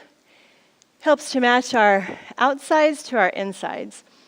And I think so often in relationships, I'm sure we have certain people where there's this churning and uncomfortableness, but we're just going to kind of stomach it and we're going to get through it. And a boundary helps us take what's going on the inside and put it on the outside in a healthy way. It helps us avoid the drama triangle. So a few things, what they are and what they're not. Boundaries are not about control. Boundaries are not about you controlling anybody else. They're about empowerment. They're not about telling others what they should do, but they're more about telling others what you will do to keep yourself safe and healthy. Boundaries are not reactive, but boundaries instead are responsive. Boundaries are not made when we're in this flashing danger zone in our brain. Boundaries are made when we take a breath and we decide, this is what I need in this relationship. Boundaries are not permission to be rude, aggressive, and hurtful. And I think I've seen people use it that way, like, well, I'm creating a boundary, and in that, they're attacking and hurting the other person. Instead, boundaries are clear, they're assertive, they're kind, and they're respectful. Boundaries are not easy and comfortable. They are actually hard and uncomfortable. And when we know that, we can kind of recognize that can be expected as we move. It's uncomfortable to rock the boat. It's uncomfortable to get out and feel the destabilization that may happen. But it's hard and uncomfortable to be in the drama triangle as well, right? Even more hard and uncomfortable. And so that's the idea of, okay, if they're both hard, which one is healthier? And so we make that choice. So the question is, when do we need a boundary? How do we know if we need a boundary? So pay attention to your feelings inside. You know, we're so used to being like, I'll just get through it, it's fine, and all this churns inside, and we're reactive, and we're just trying to ignore it. And so take time to really pay attention.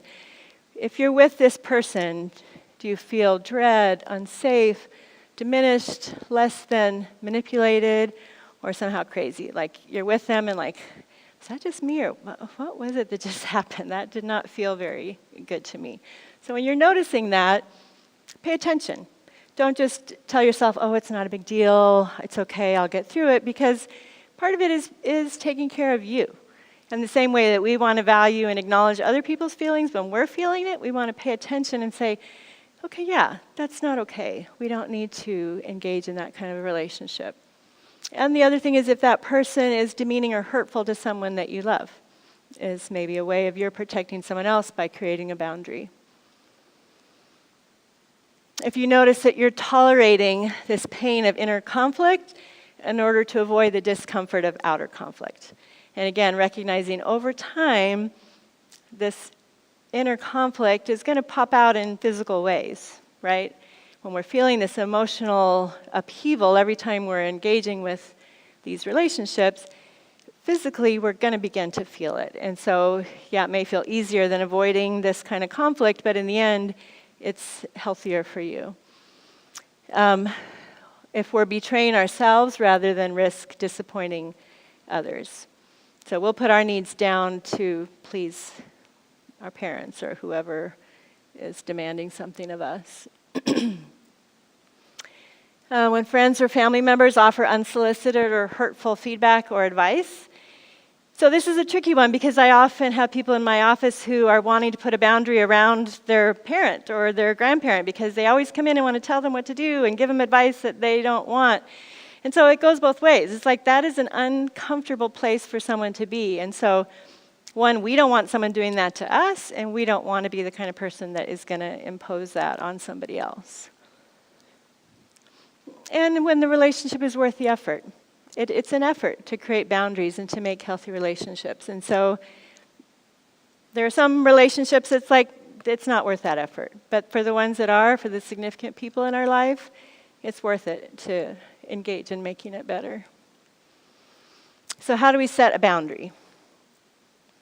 So first of all, it's just kind of, again, checking in with yourself. And this whole idea, like we talked about in the formative years, the first goal is always of a healthy self to be able to check in, what am I feeling, what do I need, rather than what are all these other voices that I'm so used to listening to.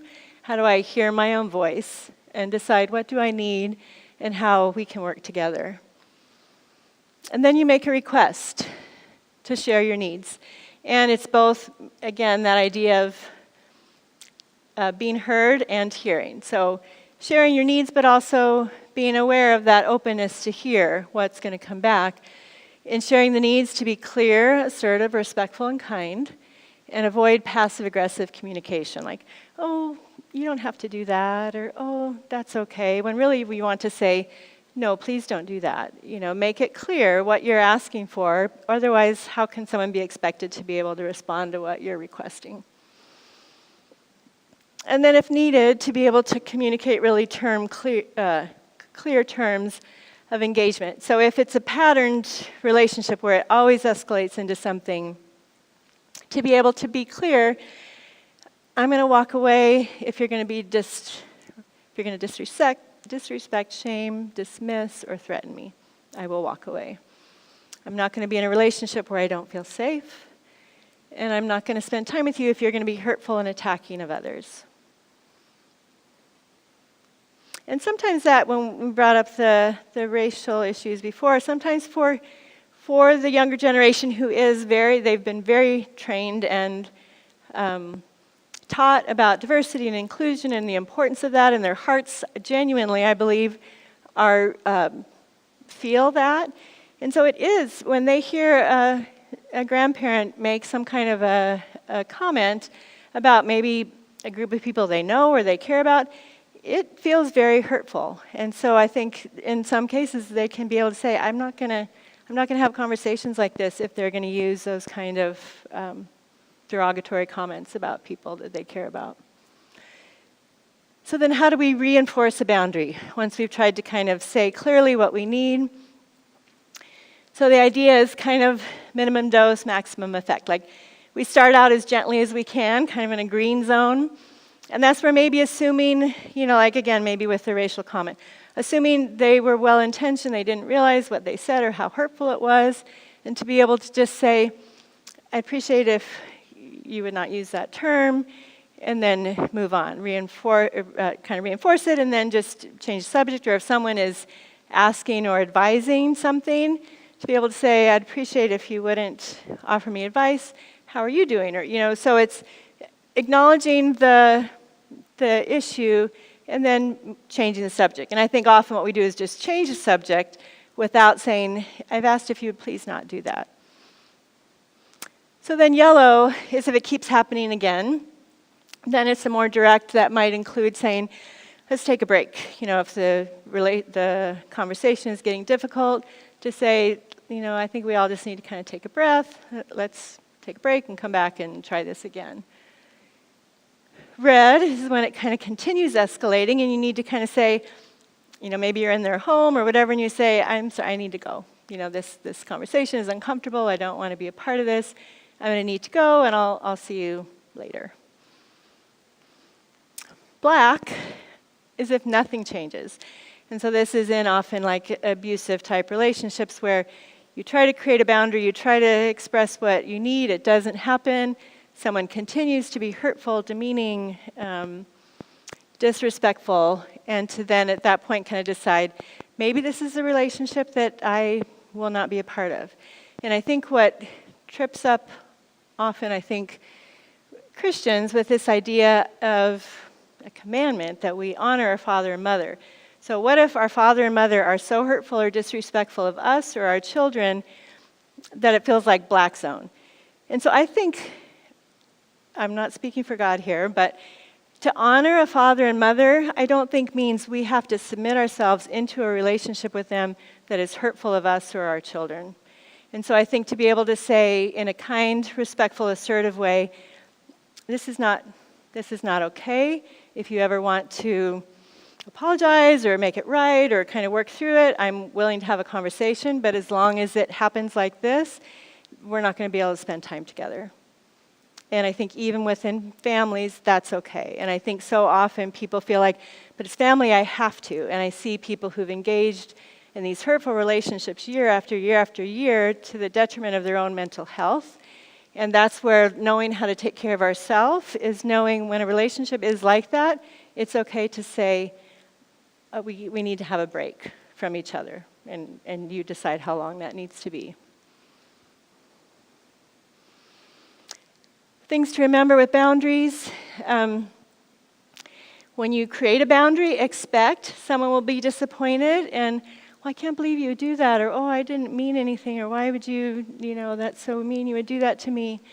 Expect that. They will be disappointed, they will try to manipulate or whatever, and to feel like, if I've chosen this boundary and been clear and respectful in how I've delivered it, I will hold it. I don't, never mind, it's okay. I feel like I tried to do that with my mom sometimes with some parenting things, and I would share some things that when I had little ones that were kind of difficult for me when she would engage, and I would try to kind of tiptoe around a boundary, and then she would feel sad and disappointed. I was like, no, never mind, it's fine, never mind, and back up. And so I think just kind of recognizing if this is important enough to you to say, then hold it. And I think this is a big one when you have issues with in-laws or with kids, and you have a spouse, to try to be on the same page first in deciding how are we going to approach this with our kids or with our parents or in-laws. And then I think this is a big one, to close the gap between when something happens and when you respond authentically. And I think we all, I'm sure, that's a difficult one. Something happens, we come home, we vent to our husbands or our friends or our wives, whatever, and all the stuff, all the feelings that are just churning around, and we sit with it for a long, long time, and maybe eventually it kind of passes away, but again, the next time it triggers, our memory stored it, so that person is always going to bring it up for us. Or we eventually kind of say something, but by then it's so long after the fact that they're like, well, why didn't you say anything? It must not have been a big deal. So the goal is that when we feel something, and one thing that I think is helpful sometimes when it feels, because it feels scary to say something. When we feel like we've been offended or disrespected, it's hard to know how to do that, especially if we never have. And so one thing I think is helpful is to say, ouch. It's a simple way that kind of just says, that hurt. And sometimes you don't have to go into a big, long explanation, but by someone saying something and you say, ouch, you're acknowledging to yourself, I hear you. I know that hurt. I'm protecting you by speaking it. And it kind of just shows the other person, that wasn't okay. And so again, it's kind of a green level. Like sometimes maybe it's just saying, ouch, when someone says something like that, and see where it goes. But it can be just kind of a simple way, rather than thinking, what are the right words? How do I say this? It just at least kind of broaches that to say, this did not feel okay, what just happened. And I think this is just an important thing to keep in mind, is that there's no greater betrayal than the abandonment of ourselves. And I think we do that all the time when we dismiss our needs for someone else, when we think, well, it's fine, get over it, you'll be okay. And what we're doing internally is telling ourselves we don't matter, that what we feel isn't important. And over time, again, as you kind of looked at those formative years, that creates this message to yourself, what I feel doesn't matter, and everybody else's needs come before mine. And that creates its own distress over time. And so when people are talking about, trying to think about how do they approach this, and they're ready and they're going to have this conversation, and I always talk about, so what's going to be success? After you have this conversation, how are you going to measure if that felt successful? Because success is not, oh, I got that person to change. We have no control over what anyone else is going to do. We only have control over ourselves. So going into it, not thinking, well, I'm going to say all this and they're going to change and it's all going to be great, but going into it saying, I am going to be true to myself. I am going to use my voice. I'm going to express a clear, kind, assertive boundary. And if I do that, that's success. I validated to me that it matters, that I have choices, that I can be assertive. And whatever they do with it, that's up to them. And it may take a while. The first time, they may be totally shocked. They may attack. Who knows? But when you go into it knowing I can expect any of that, but what my measure is did I use my voice in a way that felt congruent and true for me?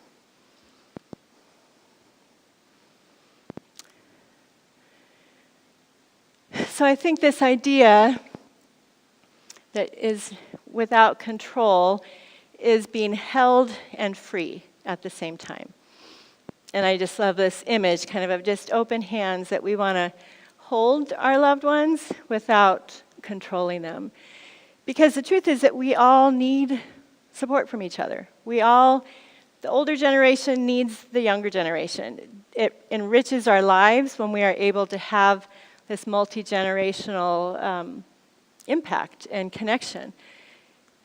We need to understand that each stage of life has its own inherent challenges and opportunities for growth on all ends. And I think as we went through all those, it was just kind of that idea that there's no one stage that's like, oh, this one's easy, no big deal. Each one is new for that person. that person is navigating something they've never navigated before. And so sometimes we look back at our kids and we think, oh, well, yeah, I was a teenager, I know what it's like, but we don't. They're in a different time, they're in a different culture, they're in a different community. So recognizing that each, and then our parents, we don't even know what it feels like to be them. And so often I don't know if, I think for me when I was younger and I had issues with my parents and then I have my own kids, I'm like, oh, okay, now that makes more sense. And so I think at each stage we're going to have that new awareness and wisdom. And so trying to find that before we get there to say, I don't know what it feels like to be 80, but I want to try to understand and I want to try to be open to connecting about that. And then recognizing that we all need to be free to make choices and decisions that reflect who we are.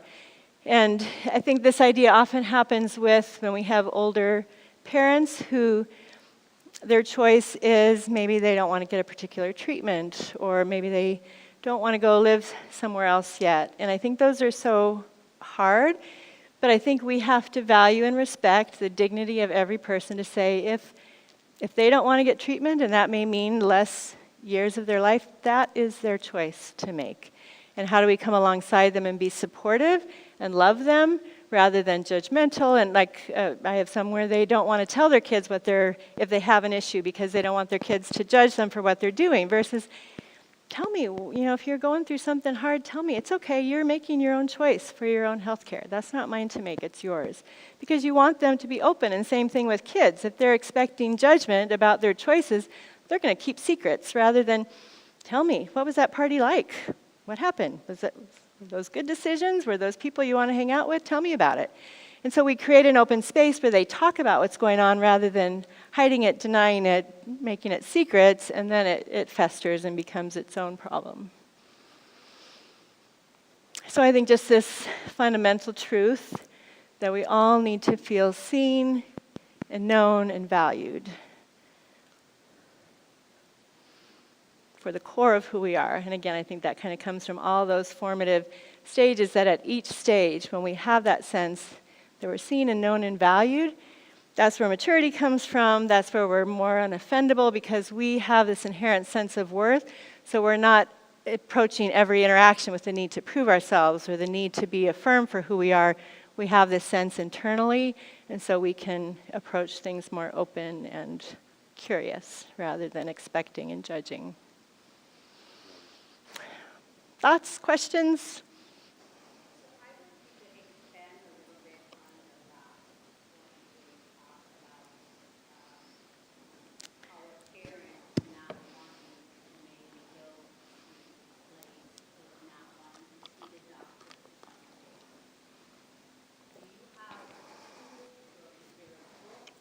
So that we can be supportive, because that is such a, That's for a tricky me, one. I'm an only child. So what you're telling me to do, or what you're, letting my mom be, I cannot do that. And so, but I would like to be, because my mom is shutting down a little bit, talking with me because she has some issues. So how do I get from where I'm at and somewhere in between what you're saying I should be doing? I wonder, and I don't know the relationship with your mom, but I think going back to that triangle, like what kind of relationship are we creating with them? And so I think when a parent is saying they don't want to do something, rather than, well, you should, or you need to, or what about this, to say, tell me more about that. I know this is scary, or I know this is hard, or what's going on? What else is going on? Like, I think the more we can hear what's going on with them, they feel heard and seen and valued, and more likely than to maybe be able to have kind of that mutual respect. But I think when we're like, no, you have to do this, I can't believe you wouldn't do that, they feel disrespected, and part of it is, it's like kind of, I think we talked about the kids, adolescents growing up, and I'm going to either please my parents or I'm going to spite them.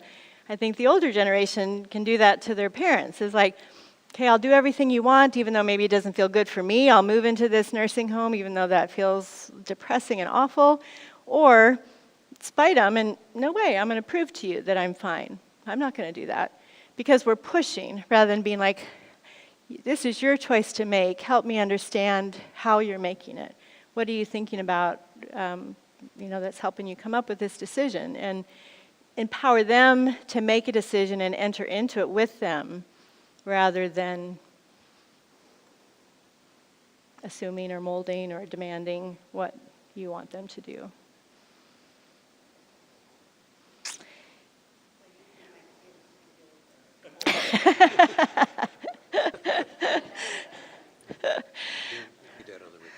It's tough, and I think that's the ultimate thing. Like, so a big part about mental wellness is this idea of an internal versus an external locus of control. An external locus of control means things happen outside of us and they're not ours we can't fix them or change them, and so put our hands up and nothing we can do. The internal locus is, I have choices that I can make, and I can act on that knowing that I cannot control anyone else, I can only control me. And I think the more that we live that way with our relationships, it's true, it's empowering. Like, God, He could control us, I suppose. He doesn't. He knows we make choices all the time. That may not be for our good, and yet held and free, I think, is exactly the way that model of love is. That I'm here, and to be able to say, I'm concerned, it makes me sad that you wouldn't do that. I'm worried about your health and your safety, and I know that you're able to make that decision. Unless, they're in a point where they're cognitively not able to make those decisions, and I think that's where it crosses into a different category, when they're disabled to make those decisions.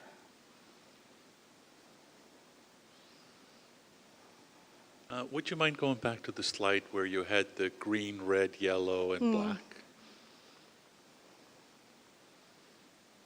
Yeah. So I understand obviously boundaries are very important, but it feels like that's just an escalating way of an argument. And in the earlier slides that you showed, it discussed that you could grow during any part of the 9 stages, right? And looking at this, it doesn't feel like there's any growth anywhere there. It just sort of ends with, I would call it like silent shouting by leaving the relationship, basically. And if we look at it sort of biblically, we're supposed to love our neighbor as much as ourselves. So hopefully your family members, yourself, and both the older generation and the younger generation can demonstrate that love as well. So how do we grow or use some tools to grow in between instead of just jumping from green to yellow to red to black? I think the hope is that there are many that I think can stop at green.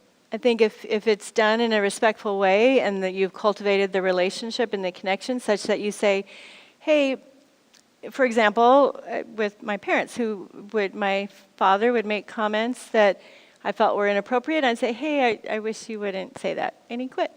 It was an awareness like, oh, okay, that's offensive, and I'm stopped. So I'm done with green. We grew and we changed and we've done. So at this progression is that if that doesn't work, then yeah, there's the next level where you say, if you keep talking like that, then I'm not going to continue in this conversation. So I think the idea is that hopefully at any of these stages when we are more firm and clear, that it does create growth. So let's say it doesn't happen. Are there some actions we can take after setting the initial boundary in order to make enough progress to yellow or red? Well, I think that's where if we want to say, if you talk like this, I think we need to discontinue the conversation. Do you want to give me a more specific?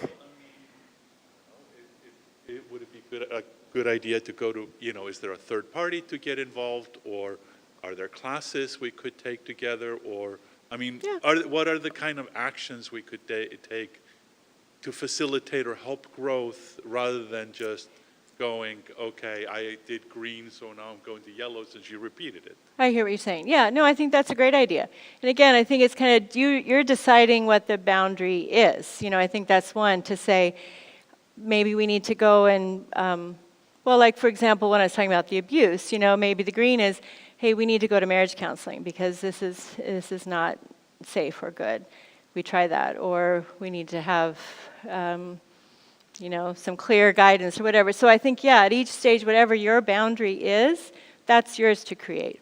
That's yours to say. Again, but it's not to say, it's saying, if we can't do this, then I will leave. And I think that's the key part is not, I think I have some people who are like, well, my boundary is that you have to not talk like this.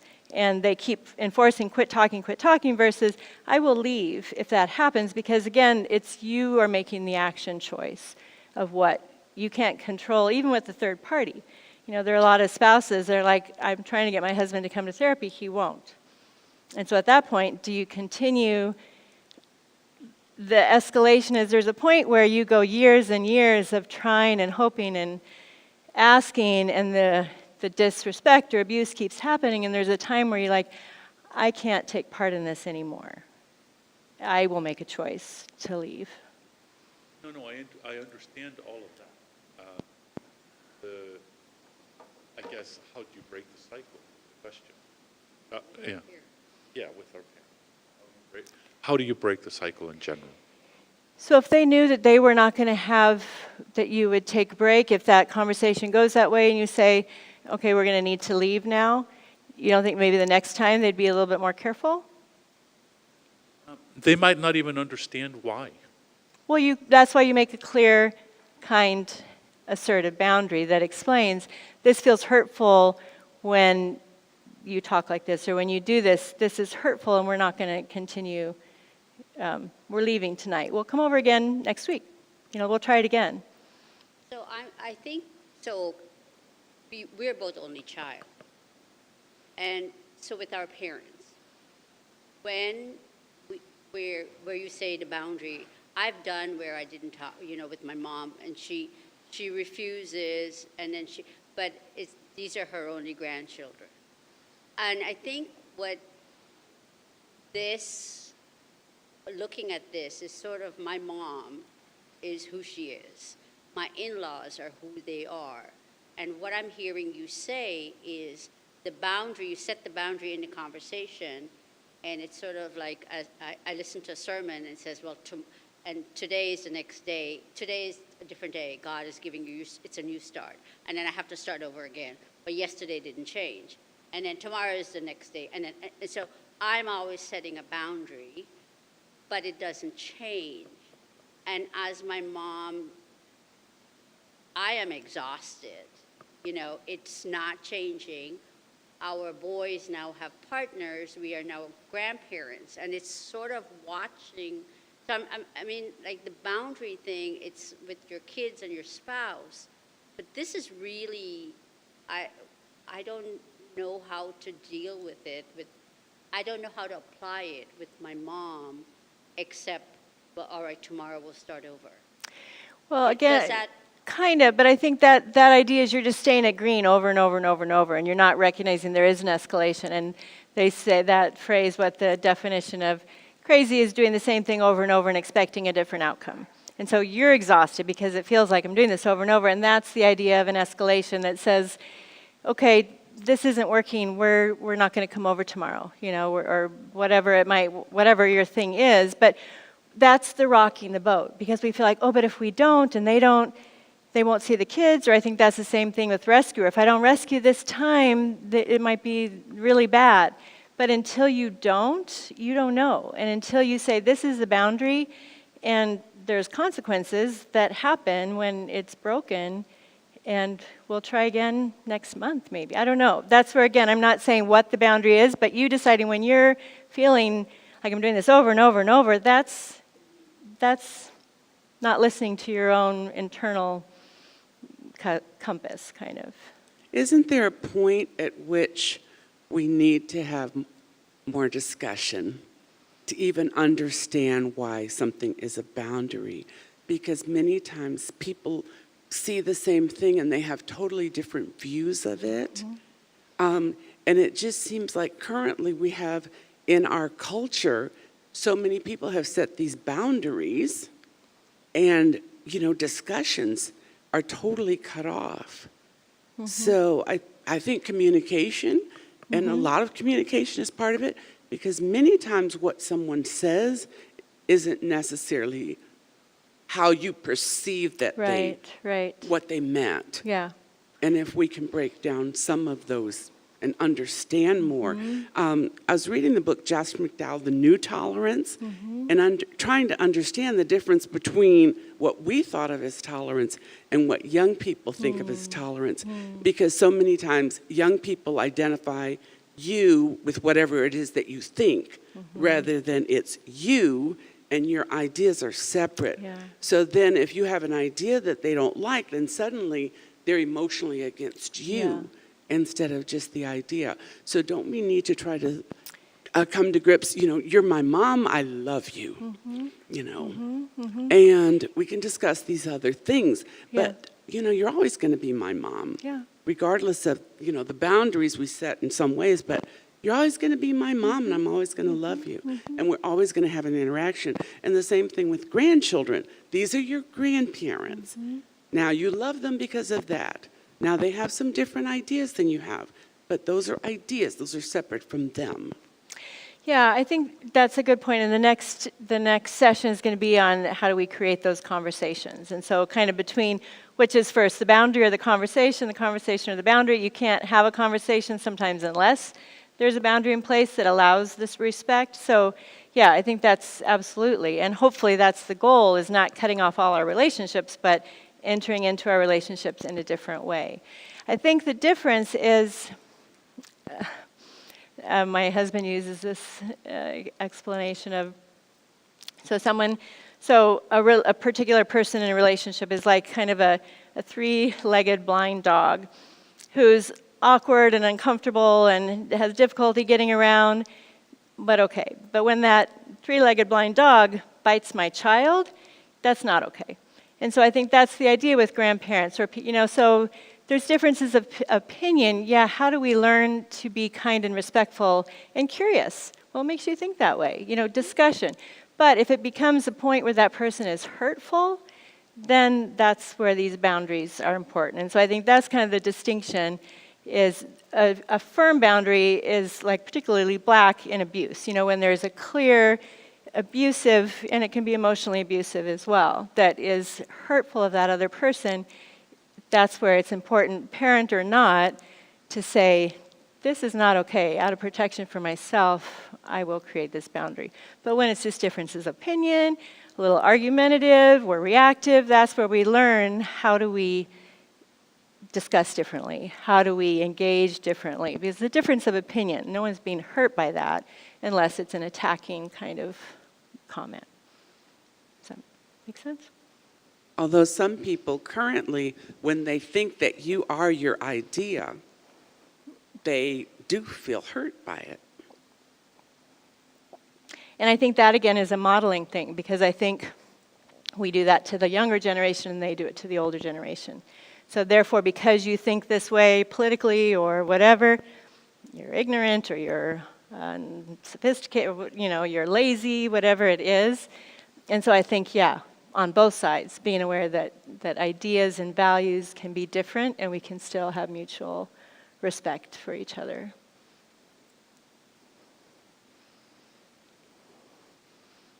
Over here? David, the reason we're doing this is because we want to get the questions on the recording. This is going to be is being recorded, so I'm not sure exactly when it will be online for you. It has to be, a couple tweaks to it, but that's why we're doing this, so people can hear your question. Yeah, so in the escalation, it's almost as if this is a conversation with someone that said something offensive rather than a family member. And, taking a break for 5 minutes may or may not matter with a family member that's just going to keep at it. So is that yellow?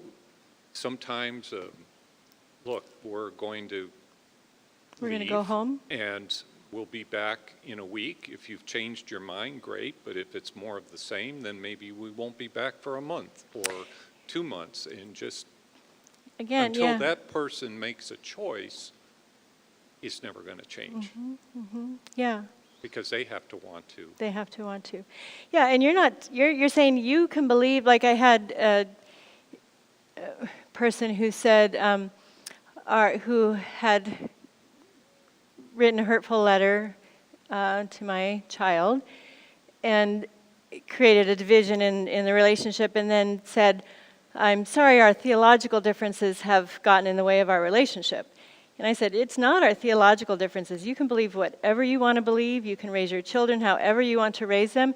But when you tell me how I have to raise my kids, or you say something hurtful to my child, that's the break. You can believe whatever you want. That's fine. And so I think that's the key part, is that we can have differences of opinion, but when that becomes hurtful to ourselves or someone that we love, that's where we need to protect. And I think when it's our kids, it's important not to be like, oh, it's just grandma and grandpa. That's the way they talk. It's all okay. Just get over it. Show up, give them a hug, be nice. What's that message is saying, how you feel doesn't really matter. Hide your feelings. Just show up, be pleasing, do the right thing.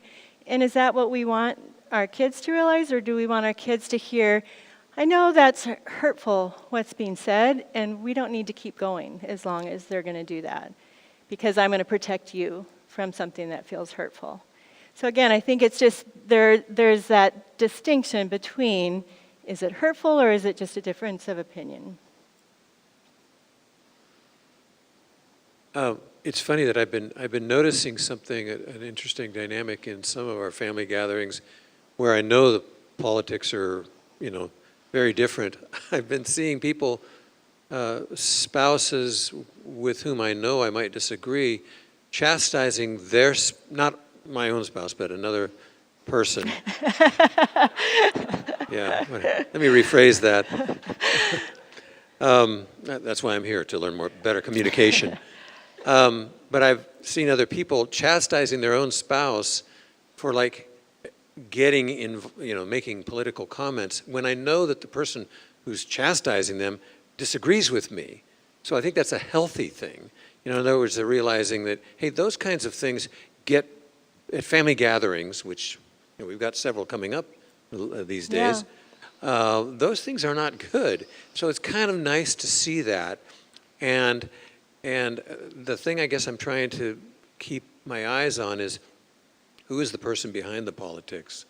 Who is that individual to me? And I'm finding I can find that. I don't always have to look hard for it, but I can find that. And has been for me the commonality. I find that same kind of dynamic in the church and in the different theological disagreements that we have. You know what? There's a commonality, and particularly in Christ, that's bigger than all those things. Right. So for me, with that bottom line, it kind of helps me get through some of those other things. It's not foolproof, but... No, absolutely. And that's the idea of you're connecting to the person. Like you were saying, Nancy, it's not the idea. It's like these ideas can swim all around, but there's a heart-to-heart connection that we can make. And I think when people really feel seen and valued and heard, they're more likely to not engage in that same hurtful way, to be able to say, well, tell me more about that. How did you come up with that belief? What's that mean to you? Just being curious, and we'll talk more about that. But then I also was going to say, I think kind of back to what you were saying, there may be times where in a family gathering, the politics always kind of creates eruption, to say, that's going to be off limits. We're just not going to go there. We have different beliefs. It's okay, but we don't need to argue about that. And I think some people, again, my husband's not here, so I keep kind of, he's a very bold, strong, assertive kind of person who, when he has an opinion, and early on in our marriage, I'm like, I don't want to argue about this. He's like, I'm not arguing. He was just forcefully sharing his opinion, but it felt like arguing to me. And so he's been one, and when you were saying the spouse, often with the kids, he'll come back with his very, strongly held opinion, but what it does is it demeans the kids, because in the way he's doing it, it makes them feel dismissed or unheard or like they're stupid. And I know that's not his intention, but I think he's been great to be able to kind of let me be like, yeah, you're kind of going too much on this one, and to be able to change and to recognize for the sake of the relationship, he needs to be able to engage differently, or he's going to sever the relationship. And again, it's on him to change. You know, the kids will just not want to have those conversations unless he can be inviting in a way that there's space that feels safe. So I think One of the reasons I mentioned that, I was thinking of it, Shabana's point, that our love for our family, that's a powerful thing. It makes it tough when there needs to be some kind of boundary, but it also is something that makes us want to try to work it out, I think, at least. Yeah, and I think it gives you more effort. That's the point of growth, because I think if we keep, I mean, it's like our children, right? When they were little and we say, don't touch that, or you're going to get a timeout, and they touch it, and we don't give them a timeout, or whatever. You know, it's like we say it over and over and over. It never changes, but when you finally take an action and say, or, you know, we're not going to stay at the park if you're not going to play nice, whatever. And it happens, and we actually take them and we put them in the car, and they're kicking and screaming, and they're throwing a tantrum, and it's awful for that moment, but the next time we go to the park, they're probably going to be a little bit more aware of what they're doing because they want to stay and play at the park. And so I think it's similar with our parents. If we say, don't do that, and they keep doing it, we keep showing up and just kind of going through the same motion, it's different than a consequence that says there will be a broken relationship if that keeps happening. We don't want that. We love you. We want to be here. But if this keeps happening, it's going to break the relationship. And that allows them a chance to grow. And we don't know until they feel that broken relationship. You know, I think for my husband, until he felt like, oh, this is actually impacting my relationship with my kids, I'm going to talk differently. I'm going to be aware, even this is my way and I'm not mad, I'm going to be aware of how I'm talking because I don't want to hurt this relationship. I think we're right at 11:45, and we have an hour for lunch. And, you know, you may eat fast. Those are big sandwiches, I think. Laura, do you want to explain lunch? I mean, certainly it involves eating, but past that, I'm not. Then I'll let you bless the food, if you would, after. Just really quick, so you have a box lunch. There's 3 choices. There's a handful of vegetarian, tomato and mozzarella. I've already got yours pulled out. And then there's a chicken pesto and a turkey avocado.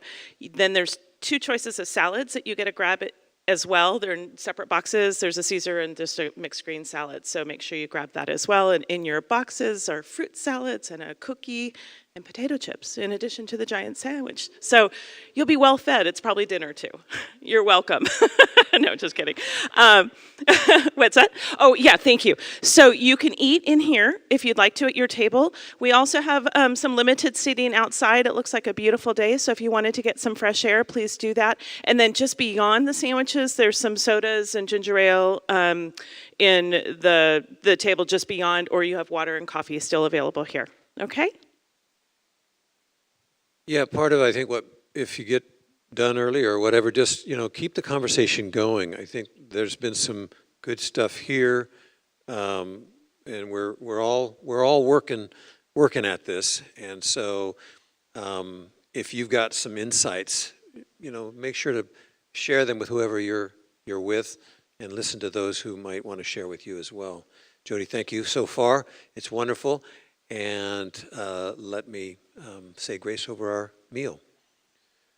Heavenly Father, thank you for this time and for granting us this opportunity to be together, to learn, to grow.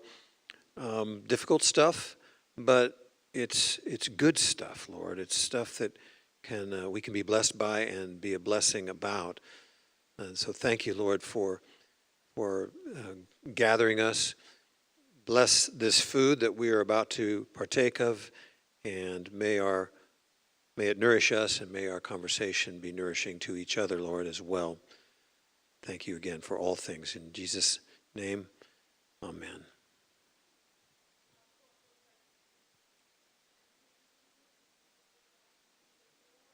Yeah, you can eat. You can bring it back here, or you can go outside if you want. Mm-hmm.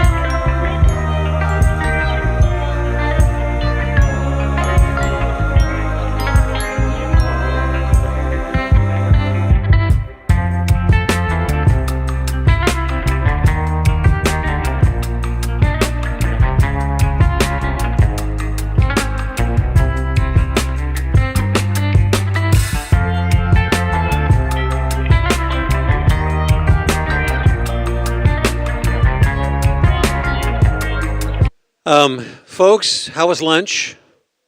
Was it good? Good? I saw some good conversations going on. There were a couple of bad ones. We've asked them to leave, but no, it's okay.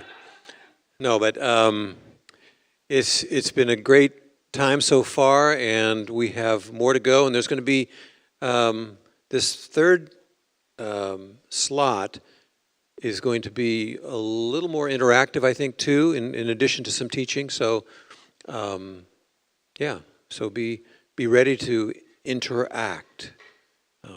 All right, Jodi, you're on. Pass this around again whenever we.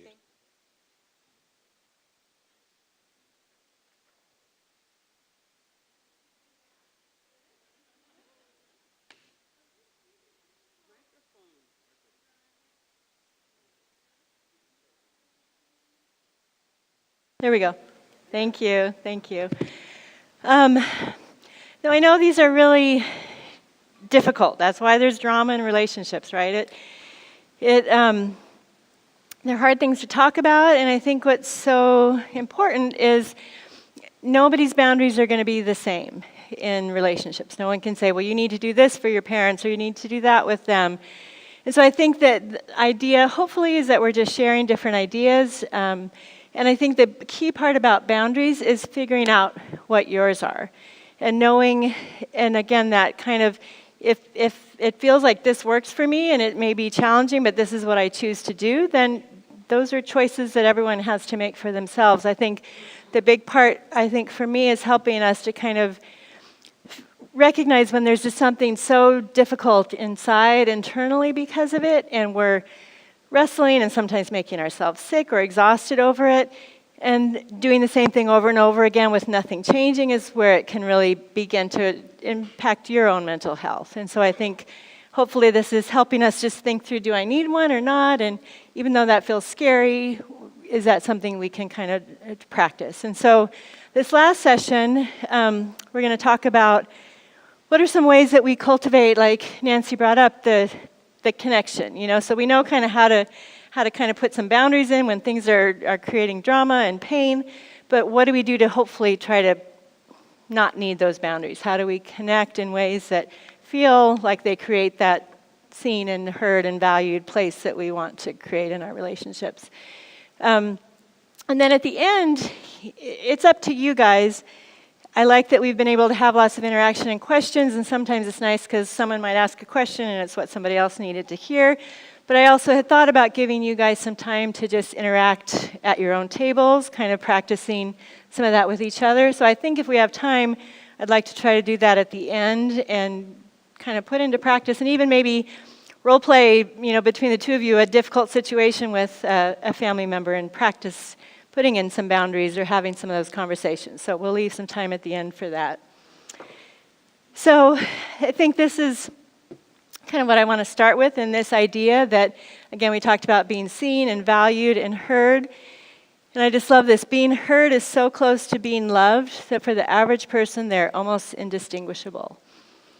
And I think this idea of really hearing someone is so powerful, and yet I think we don't take time to do it a lot of times. I think it's not something that we're not taught how to do it. Often we've grown up in families where listening was not something that was really modeled to us. And so it really is an art, and I think it's a cultivated art, that it takes intentional practice and intentional awareness of what does it mean to listen to someone in such a way that they really feel heard. And so this is just an acronym that helps to kind of point out some key aspects of listening. And so the first obvious one, the L, is to look interested, to show encouragement. And this one I think is so important and difficult because I think listening takes time. And so often we're listening, I'm listening, but we're doing something else, or we're kind of scrolling our phone or finishing a quick text message.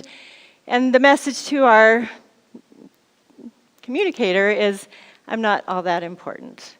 And so kind of an anecdote about this, when I first started working in the prison, I, for the first while, was trained by some of the other psychologists who'd been there for a while, and I'd sit in and watch their sessions with the different men in prison, and kind of watch where they would say, how are you doing? Fine.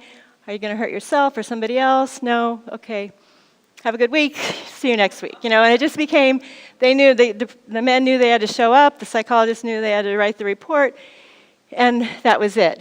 And one of the first sessions that I had with someone on my own, and we're in a small, they go through a guard desk to get there, but I'm alone in this small room with the man sitting on the other side of the desk from me. And one of the first men was bald with tattoos of devil devil horns on his head, tattooed so covered head to toe. And I'm new at this and not very familiar with this population, and just really feeling nervous, and how am I going to connect, and I don't understand their world. And I'll never forget the first asking him, how are you? And looking at it, and probably part of why I was peering so deeply into his eyes is because that was the only part that wasn't covered with stuff that was making me uncomfortable. But so as I looked into his eyes and just said, how are you doing? He started to cry. And it was just so powerful, and that would happen over and over and over with the men that I would see. And I think it was just such a clear picture of just how dry and thirsty people are to be seen. And it's as simple as just looking deep in their eyes. And I think we all know when a friend says, how are you? We know, is it the kind of friend that we're going to be like, oh yeah, fine, or let me tell you what's going on. And there's something about the way that question is asked, the way they engage with you, that lets you know you want to know, and you're a safe person to talk to about it. So I just think being aware of how do we communicate that when we are engaging with our kids, with our aging parents, and really taking the time to show them that they matter. And then the I is inquire with questions. And this is, again, that so often we have something in mind that we want to impart to them that we think is our important advice or our wisdom. And before ever opening our mouth with something like that, it's so important to just ask with open-ended questions. Tell me more about that. Or what's that like for you? Or how's that feel? There's so many ways that we can ask an open-ended question that just shows we want to know more. And they don't have to be questions like, well, when did you do this? Or then that, so often we ask with leading questions and it feels like a third degree and it shuts them down. But to just have an easy phrase that feels comfortable to you, it's just tell me more about that. Or what was that like? I just think it's so powerful, and it invites them, oh, they want to know. And it matters. And they may then ask you, what's it like for you? I think so often the older generation wants to give all their wisdom, but they're not taking the time to sit and listen to the wisdom of that generation because they feel like they have something that is important to share as well. And I think the kind of key with questions is their questions like what and how, not why. I think so often that's not an open-ended question. Why did you do that? And so just kind of being aware of a question that really invites, again, that space we talked about, a question that opens up this space between us to feel safe and open. And that we're genuinely curious. We're not just doing it as a tactic. We really want to know, what is this like for you to be to be younger, to be older? We're in the middle, kind of really, we don't know what either one feels like in this generation. The S is to stay present. And this is another one of just really kind of being aware of taking the time to pause, to realize that to feel seen and valued and heard means that you have to actually be present, that your mind isn't, pretending to listen or even looking at them, but you're thinking all these 10 more things I need to get done today, because again, they feel that. You might be looking with your eyes, but they know, is this that kind of look that shows they're interested or not? And then T, test your understanding. I think along the way, someone I was talking to at lunch was talking about how so often we might say something and they hear something different, or someone says something to us and we're interpreting it through our own filter, through our own understanding. And so often it's helpful throughout a conversation to just say, let me make sure I'm hearing you right. Is this what you said, or is this what you meant by that, or I'm confused, what do you mean by this? And it shows them that you're listening, and it gives them a chance to be like, no, that's not what I meant. And so often something is said, and even maybe when a hurtful comment comes out, to say, let me make sure I heard you right. I think you just said that. Is that what you really meant to say? And sometimes even repeating it back to someone can help them hear it and be like, oh, no, I guess maybe that wasn't the way I wanted to say that. This evaluate the message for hidden feelings. I think this is an important one when we really think about kind of that reactivity that we were talking about before.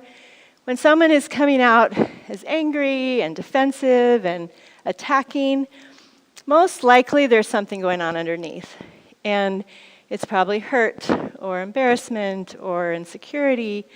And so often if we can kind of pause enough to really ask ourselves, what else might be going on underneath their reaction, and to even then kind of ask, like, does that feel scary for you, or is that upsetting for you? Or when we name a feeling that's different from this anger that's being displayed, sometimes they may not even know because they're just reactive and they're protecting themselves by being angry and attacking back. And to be able to say, I don't know, does that sounds like that might be hard for you, is it? Or whatever it might be. And that allows them a lot of time to pause and be like, yeah. And then you've just moved your connection down from up here in reactivity to here where it's a real honest connection. And the relationship can change so much by just being able to identify those softer, more vulnerable feelings that are almost always hidden under the anger and reactivity. And then the last one is neutralizing your own reactivity. And that's, again, this idea that while we're having conversation, we're constantly checking in with ourselves. What's happening right now? Am I feeling offended? Am I getting defensive? Am I reacting? And if that's the case, if we react and speak out of that, we're going to escalate it. But if we can catch that and recognize it, and if we're able in that moment to take a breath, to get out of our own head and really focus on listening to them. And again, that's the idea. Like, if we're really paying attention to what they're saying, we have to use this part of our brain, so it naturally turns it off. But if we're feeling reactive and in our mind we're rehearsing why we're so upset and what we think, we're staying in this flashing place. And so to kind of catch that and take a breath and be like, wait, what are they saying right now? We have to use this part of our brain to really hear. And so that is a quick way to be able to kind of neutralize ourselves. And if we can't, to be able to take a pause and say, okay, just a minute, I think I need to take a breath. Let's kind of walk away for a minute. Because if you don't, whatever gets said next is going to be a problem. And so that idea of how do we create connection instead of this drama is trying to catch that before we step into it, before we get pulled into this drama, and be able to say, wait, I don't want to say anything that's hurtful right now. Let's just take a minute. I need to kind of get myself together or rethink this. And then, yeah?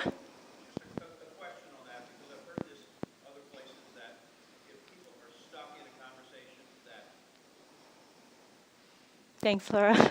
When you mentioned about getting up and taking a walk, I've heard in other places that when people get stuck in a conversation, that sometimes physically moving is very helpful in getting you unstuck. Mm-hmm. So it's not only taking a break from that place where you're stuck and maybe reactive, mm-hmm. but it switches something in the brain. Do you have any thoughts about that? Yeah, well, so one thing that's another way of kind of switching us out of that anxious brain is a practice that I'm going to have us do right now, just for ourselves. So as we're just kind of sitting here, a way that we can become present is to think about our senses. Because if you think about it, there's no way to take in what our senses are experiencing without actually being present to them.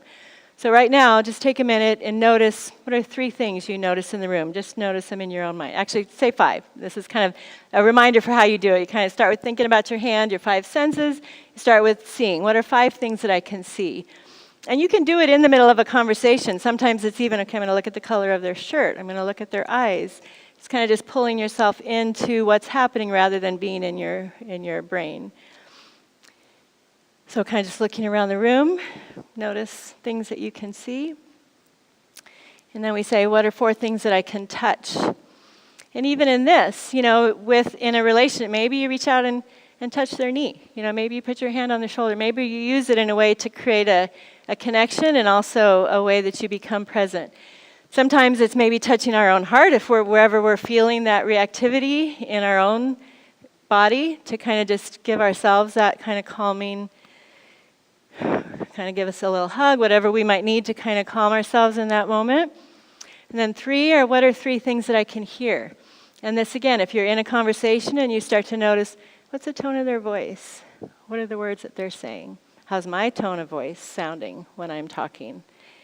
2 things that you can smell, and this is a good reminder for taking in that deep breath. So in the middle of the conversation, just take a breath, and that's okay. And sometimes you take a deep breath, they're going to do it too, because that's kind of one of those things that often you model when you see someone else doing it. And then what's one important truth in this moment that I want to remind myself? One important truth or one thing that I can be grateful for? And so a lot of times, if you're doing that in the middle of this conversation that's feeling reactive, and you're like, the important truth is that this is my parent, or this is my child, and they're important to me. Or that I'm grateful that we even have this time that we can be together. Whatever it is, and so it just kind of refocuses. And so to answer, when you're getting up and walking, you've got to watch what you're doing, you're feeling a different thing beneath your feet. So it's kind of that same idea, that we're pulling ourselves when we're in our anxious brain. We're not really, you probably notice sometimes if you're worried about something and you're driving. I used to drive up the coast to Pepperdine, right along Highway 1. It was this beautiful ocean, but so often I'm thinking about my day, and am I going to be late? And finally realized, I'm missing this beautiful scene every morning, and it was a choice to just take it in, and it was just immediately calming. And so just knowing that when we can kind of just be intentional to get outside of our brain and be present, whatever connection is happening is going to be much more real and effective and meaningful to them. But yeah, that's thank you for bringing that up. Okay, so these are some common traps that we fall into, and we all do all of these. The more we can kind of begin to catch them, we do them without thinking. We do them because it's something we probably watched in our own family, and it's just a pattern. And the more we can begin to kind of catch it, the biggest thing I say of behavior change is hearing it differently, because those unconscious patterns, they happen, and before we know it, we're worked up about something. We don't even know what we've been thinking. So the more we kind of begin to catch, what did I just do? And then bring it into our thinking brain and decide, is that what I wanted to say or do? So this first one, comparing. Somebody is talking, and in our mind we're thinking, well, that wasn't that big of a deal to somebody else, or, well, they had that happen, or I have that happen, and so we're hearing them, but we're comparing to everybody else around them rather than trying to kind of step into their world and hear what it feels like for them. Judging. This happens easily in those political discussions. Somebody's sharing something, and our mind is just, oh, that's stupid, or I can't believe they think that, or that's good, or that's bad, or that's wrong, or right. And so just kind of catching, judge not lest you be judged, right? And the generation like, well, why are we being so judged? We're probably judging the other generation, and they're judging us back. And that's kind of the way that works. Mind reading. I think this can happen when we don't pause and we don't take the time to be patient, and someone's talking and we want to finish their sentence for them, or we're sure we know where they're going with it, and so we've already got a rebuttal to it, and we haven't let them. You're laughing, Laura, are you? Is this what Scott does? You, okay.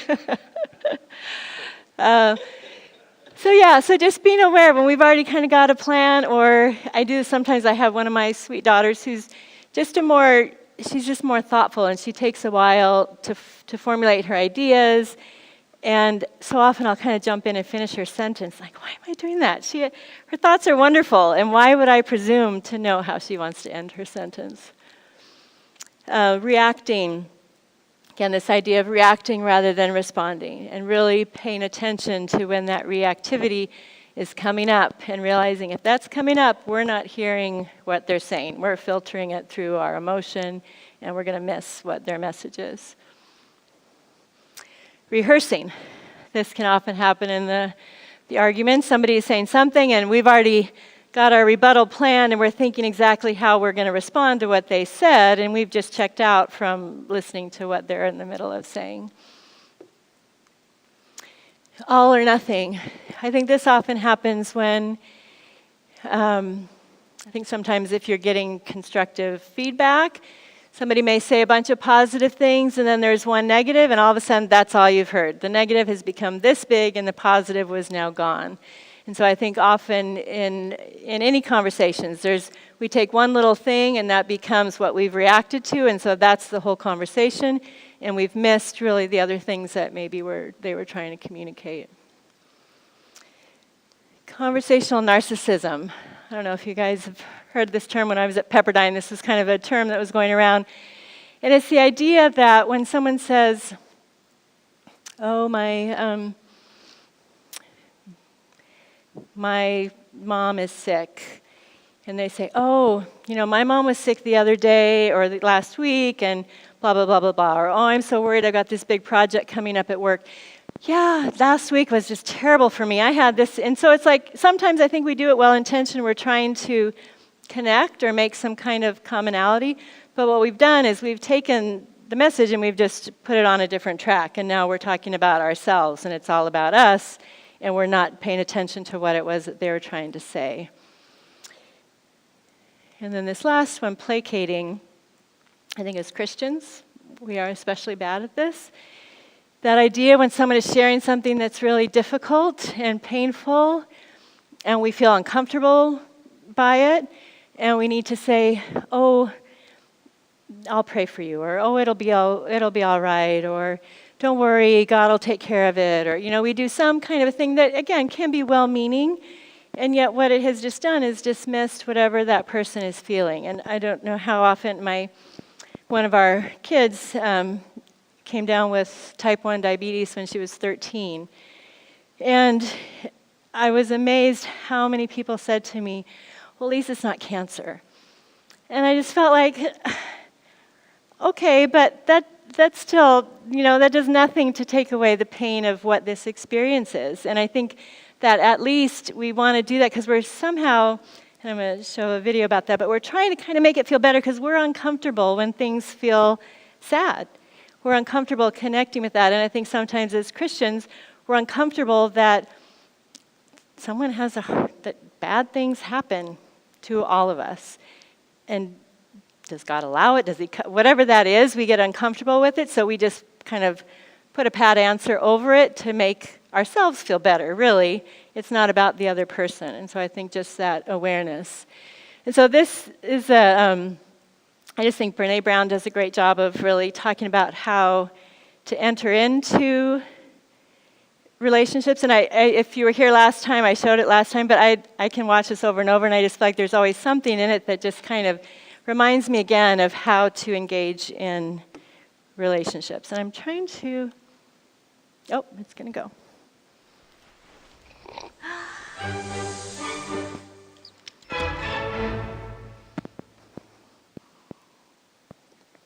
So what is empathy, and why is it very different than sympathy?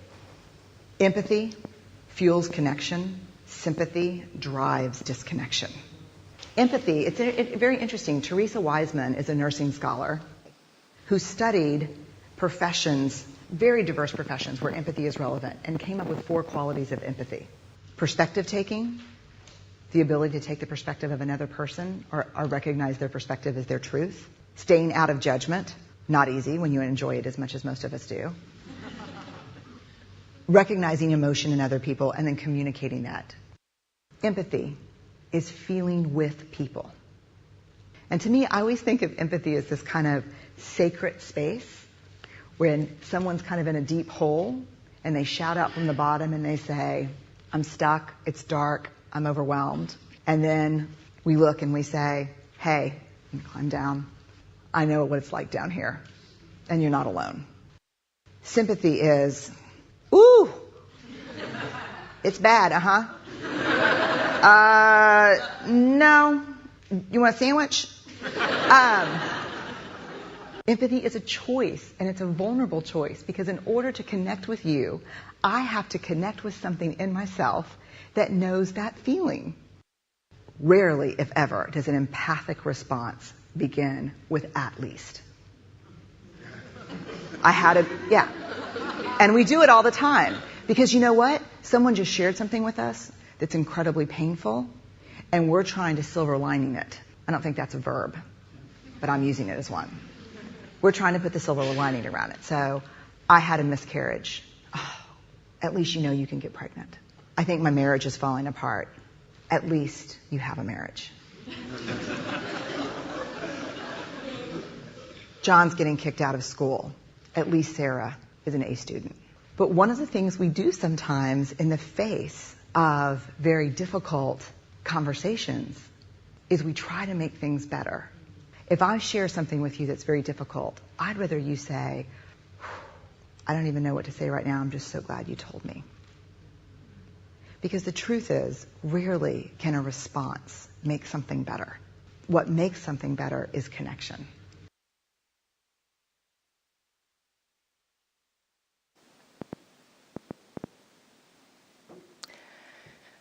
do you remember what the qualities that she said of empathy were?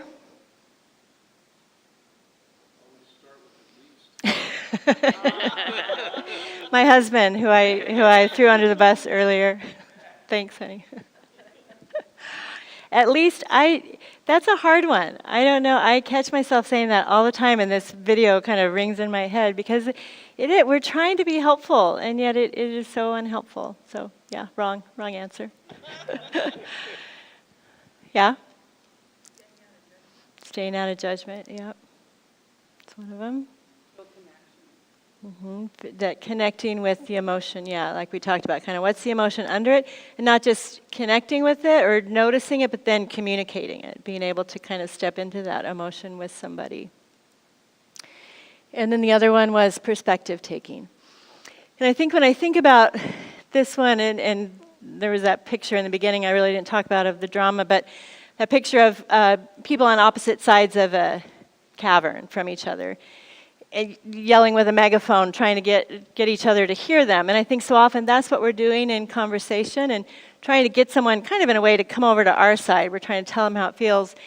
And the communication and creating that space is you walking over to the other side where the person is standing, figuring out how in the world can I get over into their side and feel what it feels like to be there. And if I can't, ask them, how does it feel? Help me understand what this is like for you. That's when communication happens. And the other picture was one person's talking and it's all jarbled and then it's coming into the other person's ear. And again, it's that idea of perspective taking, that when we're hearing someone, we're really trying to hear them and not interpret and filter and all those things that kind of trap us up in communication.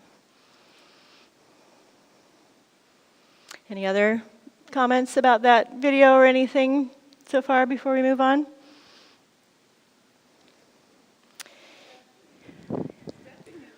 Emotion can be stepping into someone's emotion, if you're doing it over and over and over again, can be very exhausting and depressing. How do you get through that? It's interesting. I mean, as a therapist, I step into people's emotion all the time, and I think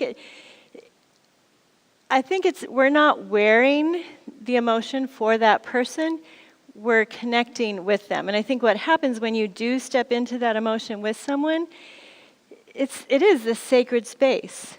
And I think that's where it kind of, it's heavy to hold that, but I think it's connecting.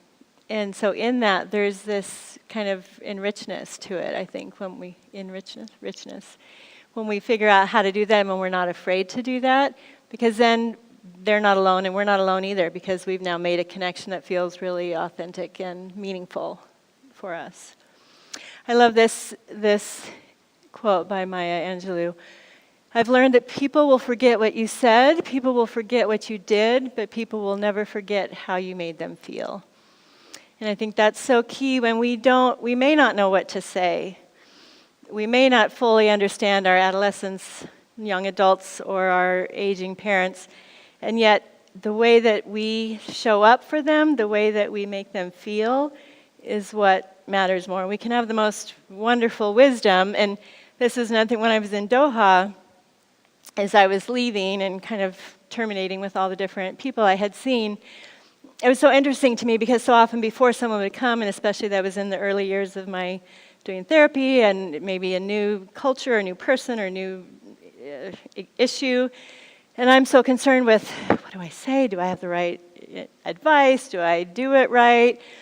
And over, when people were kind of saying their goodbye to me, the most common thing was, I just loved the way it felt when I sat here on this couch. And I saw them in my home, and that may have been part of it, but it was just so meaningful to me to realize so much, all the training, all the whatever I knew matters to a point, but what matters much more is that there was some feeling that they were safe and they were heard and they were valued when they were there in our presence.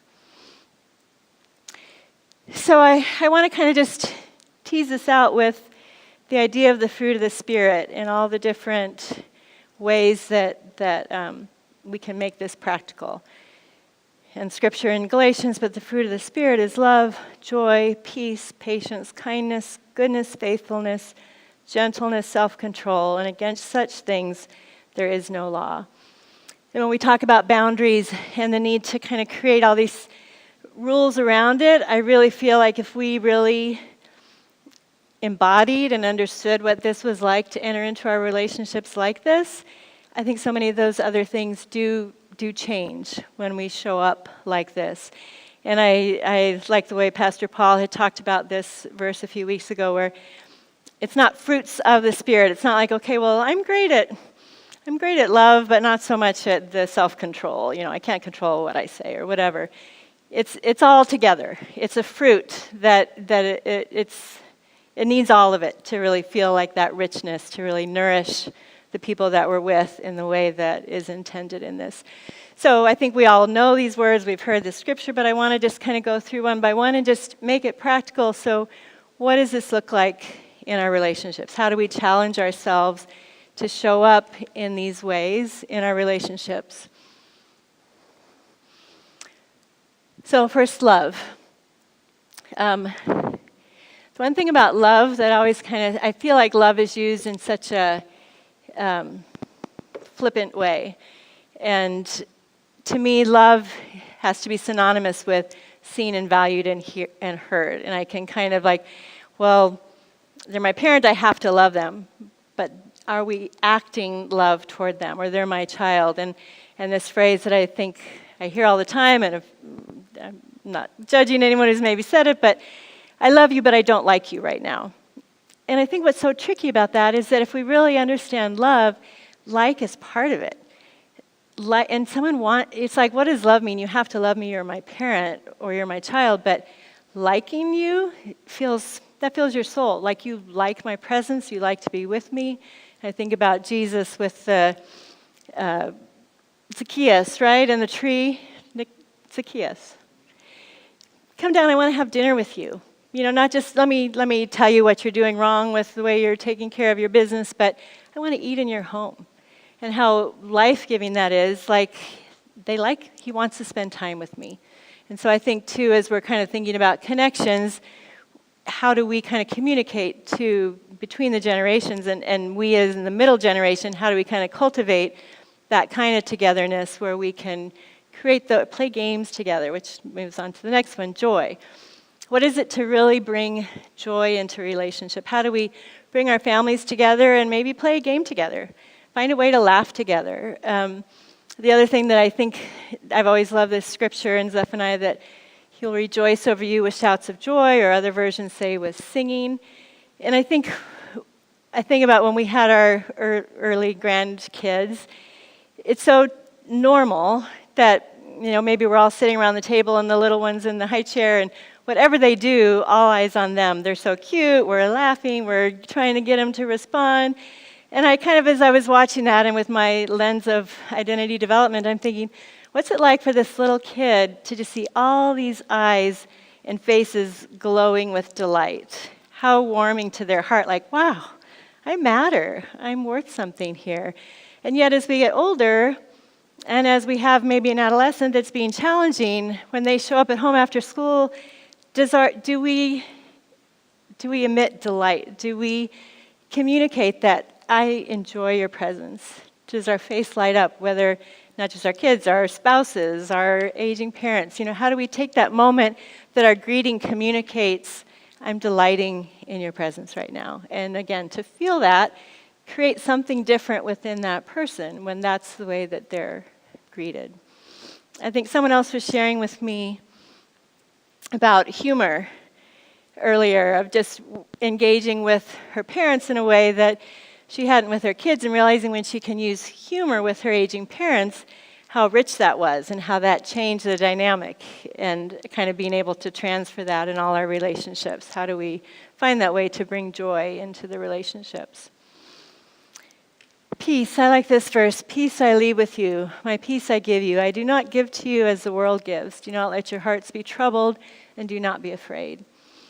And I think about, do we have homes and environments and safe space that we create peace? That the world, we have a kind of a tradition that we did at birthdays with our kids as they were growing up, and whosever birthday it was, we would all go around the table and share what it was that we loved about them or what was special about them. And I just felt like I wanted, and kind of as they got older and into adolescence, kind of communicated the world is going to tell you all sorts of things about who you are. And the world is hard. It's troubled. There's going to be a lot out there. But in here, we want to show you who you are. We want to name kind of the heart of who you are. And that's what we're going to keep doing for each other as family. And so I think just being that place that we know the world is hard. We know the generations are having issues. But within our family, let's find a way that we can create peace for each other and not engage in the same kind of rhetoric and arguing that we watch on TV and everywhere else all the time. Patience. And this is one, I think this idea of being still. And in our busy lives, it's so easy to be running to the next thing. And I think especially as our parents age and take longer. It reminds me when they were little and they wanted to get in, I was trying to put them in the car seat and my oldest would be like, self. It was like, I could not touch. She was going to buckle. She was going to do it all. And the patience it took for me to just sit there, okay, because I knew if I fought her, it was just going to take longer. And I think with our aging parents, they need more time, right? We're going on a walk. It's going to take longer.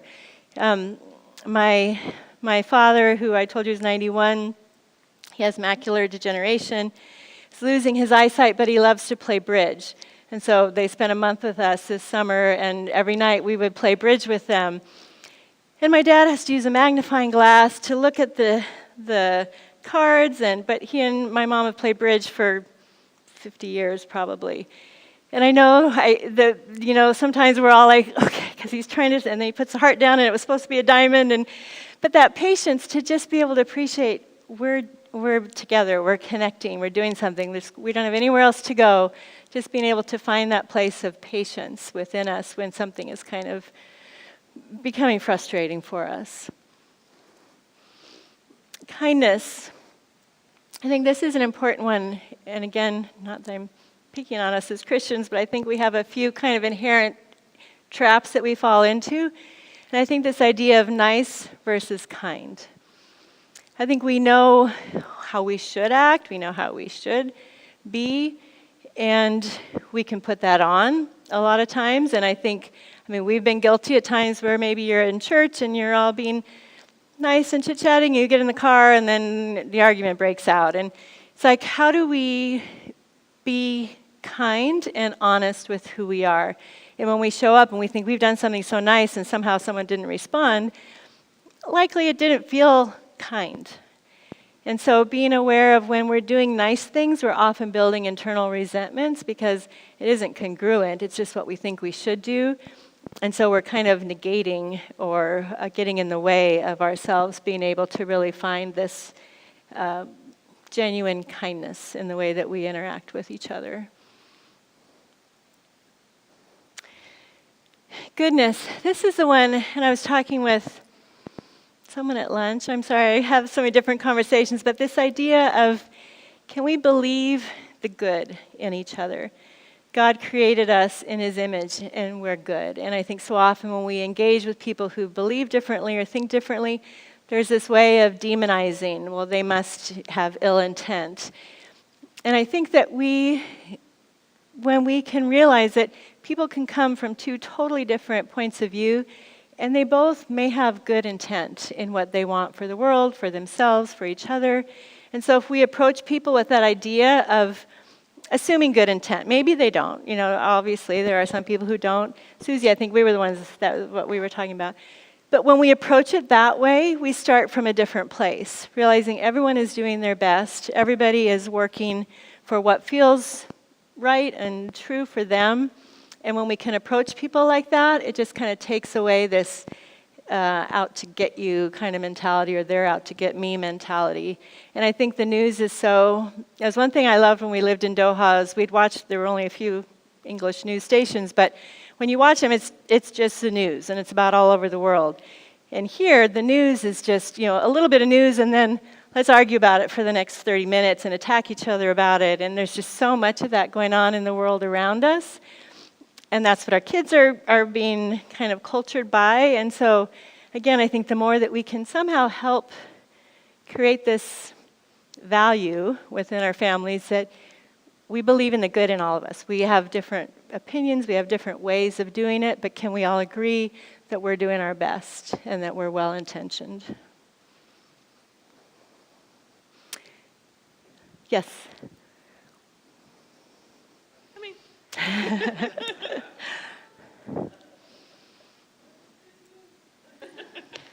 I was listening to a Catholic devotional recently, and they were going through the fruit of the Spirit, and I don't know what translation they were using.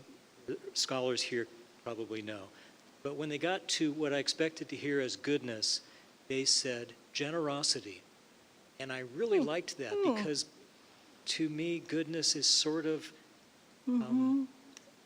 it's sort of undefinable. And I connected with generosity because generosity I recognize and I can aspire to that. And I just mentioned Yeah, I like that. And even as you say that, I think generosity of spirit. And I think that's that idea, again, when we're talking about what does this space feel like that we're creating between us and someone else, and a generous spirit is open and curious and, and believing that that person has something of value to share. I like that. Thank you. Faithfulness, I think this is the tough one as Christian parents who agonize sometimes over wondering, are our kids going to follow in their faith? And I think faithfulness, it talks about in Hebrew, it's the substance of things hoped for, the evidence of things not seen. We don't know. We don't know how our children are going to make choices in their life. That's faith, right? We don't know the outcome in our life either. And so part of being people of faith is being able to trust God, that held and free kind of way of saying, I can hold and still allow freedom. And I think also being aware that we can share our faith. You know, to pray at the table when people come for dinner, because we do that at our home. It doesn't matter if someone else doesn't. We're not saying you need to pray too. We're just sharing who we are. And I think that's a big difference, that so often we have this need. We must make someone else believe the way we believe. And somehow we feel good and it affirms our belief if we can convince someone else that's how they need to believe. Versus, if that's an authentic part of our life, we share that openly, but it's ours to share. It's not the idea of forcing it down someone's throat or convincing someone that's how they also need to believe. Almost always is going to have a opposite effect. So finding that way that faith is just a part of our home and our life, and we convey it with openness, I guess.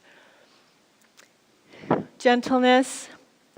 This is, again, I think that idea of being able to calm down our reactivity when it's happening, because when we're reactive, the adrenaline's flowing. Whatever we say is going to come off with more force than we maybe even intended it. And so just recognizing the power of being gentle. And self-control. And I like this proverb, better to have self-control than to control an army. And so often we're so worried about controlling the behaviors of everyone around us that we're missing out on what do we need to control in ourselves. We get upset when other people are reactive, and yet we're getting reactive. And so really kind of being just mindful of it in a positive way. I think so often the self-control can kind of be viewed more as, don't do bad things, or, don't engage in sin and that kind of stuff, and that kind of thing, sorry. But I think this idea of finding within ourselves, and this is something that I have really wrestled with. I think the idea that so often we're raised with this idea that it's a value to be selfless. And I just think when you look at that word and what it means, like anything that we put the suffix less with is not a positive. You're careless, helpless, faithless, hopeless. And so when we put less with ourself, why is somehow that a value to be strived for? And so the idea, I like to think of it more as self-full with those same words. If you put careful, hopeful, faithful, helpful, there's a fullness in that. And I think for us to know that who we are, who God designed us to be, that's how we have to show up. We have to show up with the fullness of who we are, not dismissing ourselves, ignoring, whatever kind of stuff's going on within us, but recognizing that God designed us as us. Our families were part of His design. How do we show up in this full sense of ourself, mature, Paul's not here anymore, but the maturity of ourselves, so that we recognize we're not just this empty vessel trying to find something to make us feel better, but that we're the fullness of who we are in confidence and strength to be able to show up unoffendably in the relationships in our lives. So I think this is a key part. We've all heard this thing that AA uses, but I just think it is powerful when we're thinking about the things in our life. Grant me the serenity to accept the things I can't change, courage to change the things I can, and wisdom to know the difference. And as I was thinking about it, I think too often we try to change the things we need to accept, and we're trying to accept the things that need to change. And so I think that's part of it with boundaries, that things that are out of our control, we have to just accept. I cannot control the behavior of the people that I love. That's one of those out of my control. I can accept that I can love them regardless of who they, and not regardless, but because of who they are. And I can desire to know that. And then the opposite is that we accept things that we should change. When we keep doing the same thing over and over, feeling the agony of it, feeling frustrated that it doesn't change, but that's the thing we don't accept, like, oh, it just has to be this way. We decide, no, there's something so disruptive in this to me that I need to find out, how do I change? How do I change myself? How do I step into this relationship in a different way so that it actually can become healthier? And so the wisdom between those two, that's hard. And there's no answers for that. Again, it's that ability to how do we check in with who we are, who God is in us, and how we act in congruent ways. And then this, I just like this. This is a bench that's over outside of La Jolla Elementary. And I walked by this so many times before I paused to actually read it. And I just love, if you probably can't see it, but it says, "Come, sit, rest, and know you are loved," from Grandma and Grandpa. And I just think that's kind of, to me, the image that we want to create in our homes, both for our growing children and our aging parents, is sit in our home, rest, be yourself, know that you're loved, and know that this is a safe place for all of us. All right, well, that is my last on that topic, so I want to ask let's do some questions first, and then we'll try to save some time. Let's have some questions to kind of just flesh out what's this look like, and then we'll save some time at the end to just pair up and try to just practice some kind of a conversation that might feel difficult and maybe trying to use some of these ideas. So, any questions first?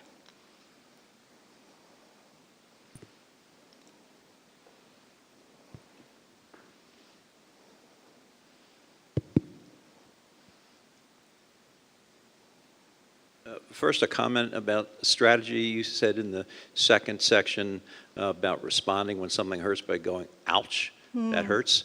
I thought that's really a great, honest way to immediately respond. Yeah. The other is, we're talking about, family systems and family conversations. And in my church work, I've been a part of conflict resolution and mediation teams. And I was just thinking, particularly in the second section with the drama triangles and the steps in the boundaries, how beneficial that would be for people that are in the family system that is a church. And sometimes we have great family systems that are the church, and sometimes not so great. And I don't know if you've done any work with congregations and in conflict and all, but it's very appropriate and very helpful. Some of the training I've done is probably not get into some of those behaviors when you're going through the different steps, because conflicts are, leveled. It could be a level 1 or a level 3 conflict, and you have to respond differently. Yeah.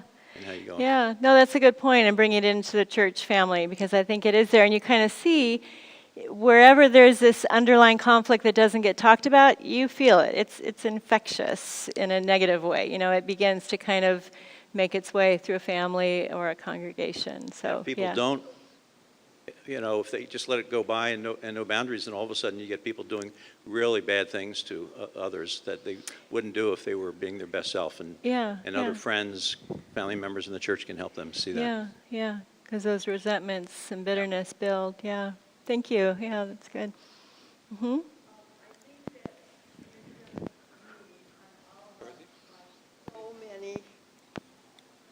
Okay, I want to bring up the fact that I feel that I'm going to go away with this portfolio of ideas, and they're so valuable, and I want them to become a part of me. But to go home with and just not talk to somebody about my notes or not look over them, I might lose them. I mean, I definitely would lose them. Mm-hmm. So I just really value the things like when you said, when the children were little and everybody's fussing over them and they have all this attention, and you were wondering in the development of their self-esteem what was going on in their little brains. Yeah. Okay, so there's opportunities that I can make a person feel valued just by them walking in and my body language and my eye contact and my really listening. Yeah. Because I've had circumstances where you would say, could I talk with you about something? And the person never even would shut the radio off or the television. And it's so demeaning. And so there's so many things that way. And so there was an instance that I'll never forget in a parent participation environment where the students would share what they saw going on within themselves and confess to the child development class that I was involved in. So this one mother, she had a toddler and a brand new baby, and the toddler was so needy and always sucking its thumb and coming up and crying, and she's trying to nurse this baby, and she confessed that she just felt, oh, you again? And see, that goes on subconsciously a lot of times. Yeah.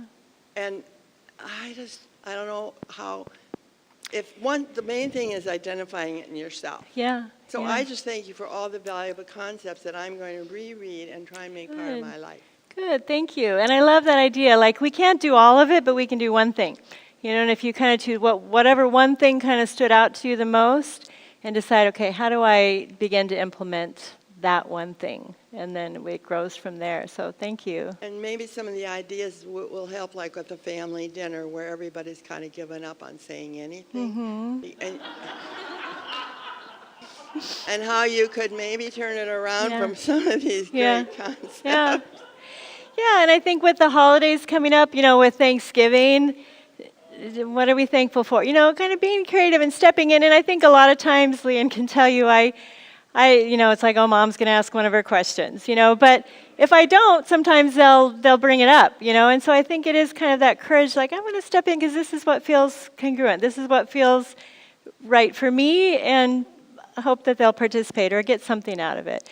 The thing, when you were saying, too, about the look, I think about so often when we had toddlers who wanted your attention. It's like, mommy, mommy, mommy, mommy, look, look, look, look. And the more we ignore, they get louder and louder and louder, and it escalates. And so often all it took was being like, look at you, you turned a circle, that's awesome. And then they're like happy and they run off, And so it is just sometimes so simple. It's just, look at you. I love seeing you today. I'm glad I get to be with you. So thank you for sharing that. Something that I really enjoyed hearing from my married friend was that she and her husband sometimes they would get so rattled in their discussion, and then one of them would say, let's take a break from this. Let's put this on the back burner for now. And let's take a walk and go to the park and go to a movie. And we will come back to this. But right now we're not making any headway. And I don't want to say anything that I'm going to regret. Yeah, that's perfect. And I need some perspective. I mean, and I thought that was brilliant, because sometimes I want resolution and I want it. I want it now. And that person who's maybe needing space, I feel like they're just cutting me off. Mm-hmm. And I want to pursue and have resolution, and it just makes them withdraw even more. Right. So being aware of what we need and asking for it, Yeah. and hearing about how other people deal with that. Part of the reason that I don't do anything different is because I only do what I know. We don't know anything different. And so when you say, it sounds like this, and give examples of what people say, it's giving me a language to Good. use. Yeah. And I also was thinking about when you mentioned about identifying emotion and how so few of us have language, in our own language, to express what emotions are. And I Yeah. think Brene Brown's The work, Atlas of the Heart. yeah, and I forgot what it's called. It's Atlas of the Heart. I think she names like Atlas of 60 the some Heart. emotions. Yeah. And she said that was the hardest book for her to write, and she made herself very vulnerable in sharing personal stories, but it really helps get a handle on vocabulary and a more precise way of identifying feelings. Yeah, and I think you're right. It's hard to identify it in others if we haven't identified it in ourselves.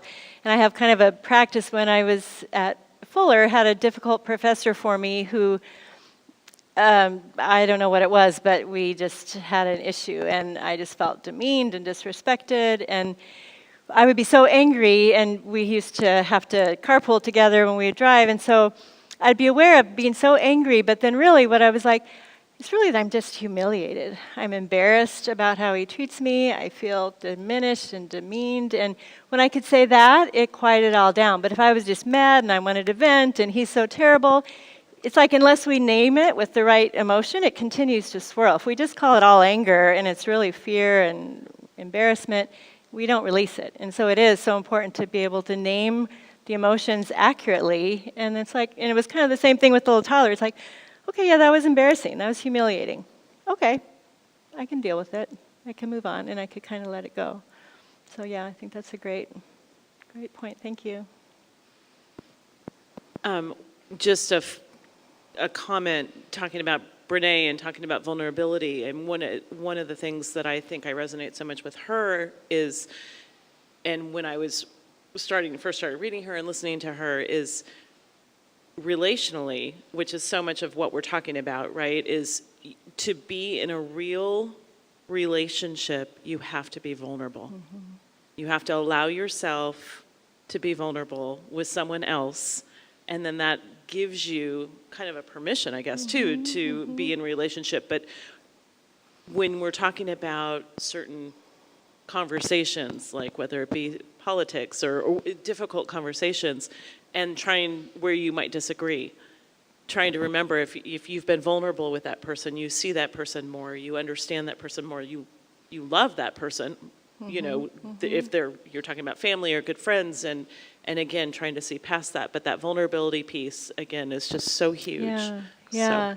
Well, and I think we've all probably been parts of Bible studies or groups where everybody's kind of just giving the right answers and saying what they should say, and then someone says, but you know how I really feel is such and such. And then all of a sudden, everybody goes down, right? Because it's safe. And so we can be real, and it's so refreshing. Or even with a friend, one-on-one, like, fine, and they say something, it's like, me too. And it's refreshing to be able to do that. And it's risky to be vulnerable, but I think, yeah, it's rewarding, and that's where those real connections for sure happen. Yeah, and I think as I'm thinking about kind of those difficult conversations that ramp up maybe about politics or whatever kind of ideologies that are different, even that, if we can go underneath that and share, rather than trying to share our belief or mediate the two different sides, if we can say, oh, it hurts my heart when we talk to each other like this. I wish we could really figure out how to accept that we all believe differently and just love each other. Or, just because that's the most congruent. It's not that I'm frustrated, it's that I'm hurt because I want us to have meaningful relationships. And so I think sometimes just being present in that moment to say, this is how I'm feeling right now, it makes me sad, or I miss you, rather than I'm mad that you're not picking up when I call, just say, hey, I miss you, I was thinking about you. That's a lot different than you're never available when I try and call you, and it's being vulnerable to say, my heart misses you. There's a commercial that I've watched that I really resonate with probably in a negative way, these two people are disagreeing about something that says, so one of them throws the challenge thing. I think normally they have this during sports events, right? The commercial, that is. They have it in games. They throw the challenge thing, and then somebody comes over with this little box, and they get to look in and see the instant replay of what actually happened.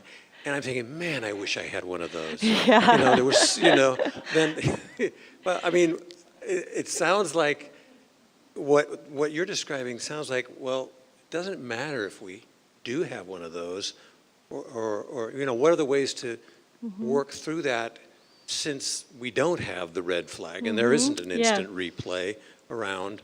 Along the same lines, Scott, I was just wondering, Jodi, and maybe this is a mea culpa here, so I apologize to do this in front of you, but when those of us that grew up in the fact over feeling household, where fact was what mattered the most, and instant replay, what actually happened, mattered more than how anybody felt about what actually happened, and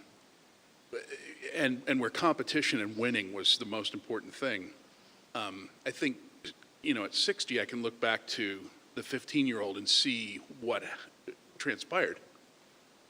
What I'm wondering is when you've got these, and somebody mentioned something earlier, but when you've got these kind of long-term, it's gone to black, it's so black, it's now see you later. Is there, do you in your work, I've never asked this to you, but do you in your work ever put things like that back together? I mean, do people go, where something's just gone bad, but like you say, the holidays are coming, and probably those, the points are going to intersect again in life.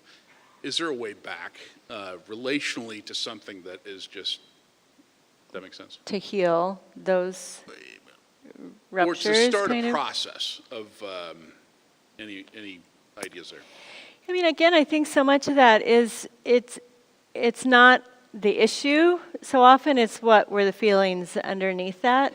And that's the more vulnerable thing to do. It's easy to argue about the issue, or, well, you said this, and no, I know I heard it, that's the way you said it, or that's what you meant. And I think that's one of the things in perspective taking. It's recognizing that your truth is your truth. And I think so often parents can, they're having trouble with their adolescent because they're saying, well, you didn't ever support me in my sports, for example. And the parents are like, we were at every single sports. Maybe there was one time they missed it. Well, maybe that one time is what felt really painful. And so for whatever reason, true or not, their perspective is somehow I didn't feel supportive. And so rather than arguing about, well, I was there most of the time, why don't you appreciate that? Being like, I'm sorry that felt hurtful. I'm sorry I missed that one, or I'm sorry that was like that. And so us owning an apology for a perspective that our kids have, it doesn't matter. Our truth can be our truth. We can feel like I did my best as a parent, but I can still acknowledge. One of my daughters shared that she felt somehow judged in certain ways, and I'm like, I think you're the most amazing ever. Like, I wish I was like you. But her truth was that somehow something I had done or said felt hurtful to her. And so rather than defending myself, to be able to say, I'm so sorry that was hurtful. Is that something I'm still doing, or can you help me learn to do that differently?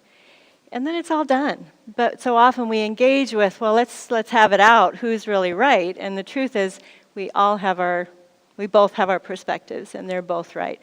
So who can be the more mature one to say, I hear that is true for you, and I'm sorry.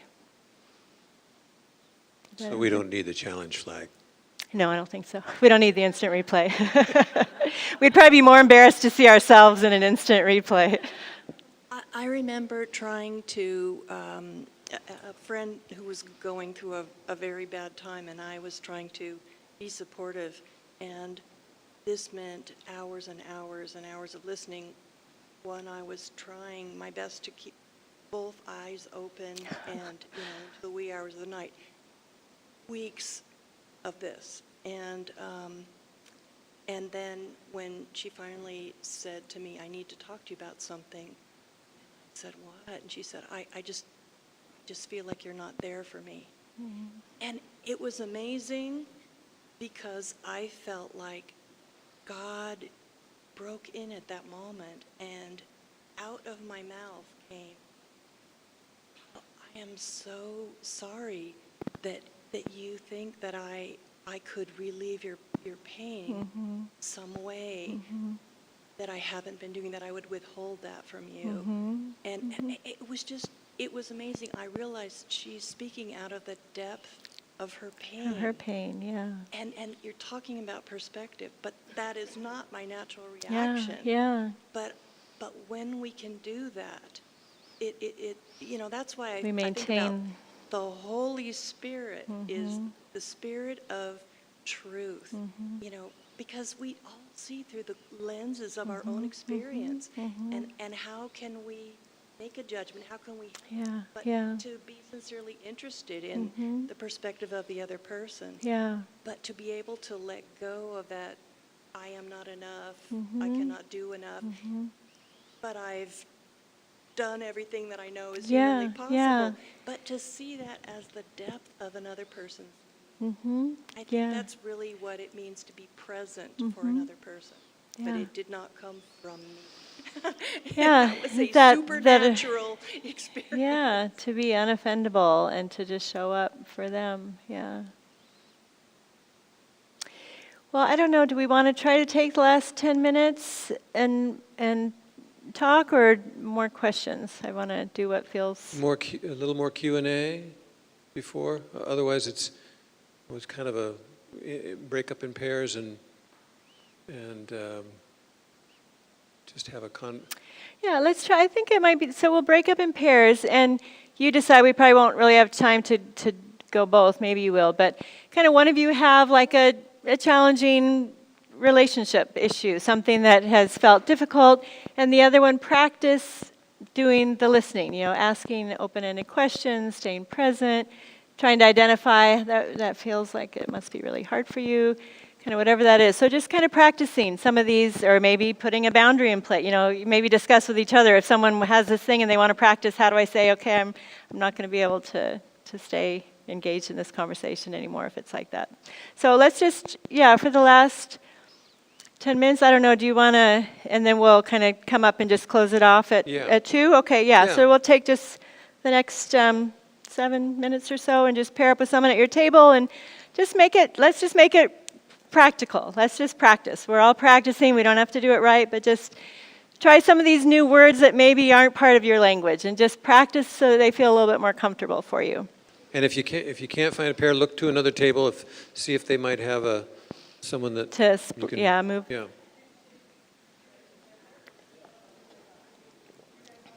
Talk. Oh, you got 3 now. Yeah. Oh, yeah.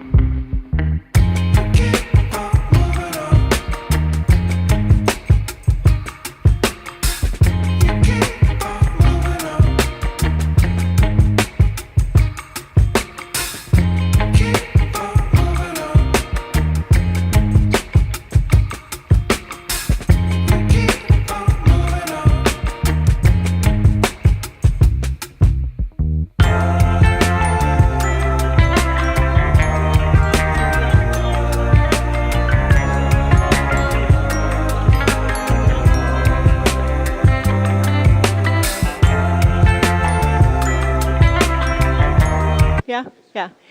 Okay, we're going to pull back together and just take a quick minute. Anyone have anything to share that you experienced in trying to practice? Things that were difficult, things that you felt like you could do that you didn't think you would feel comfortable with? Any quick insights anyone wants to share?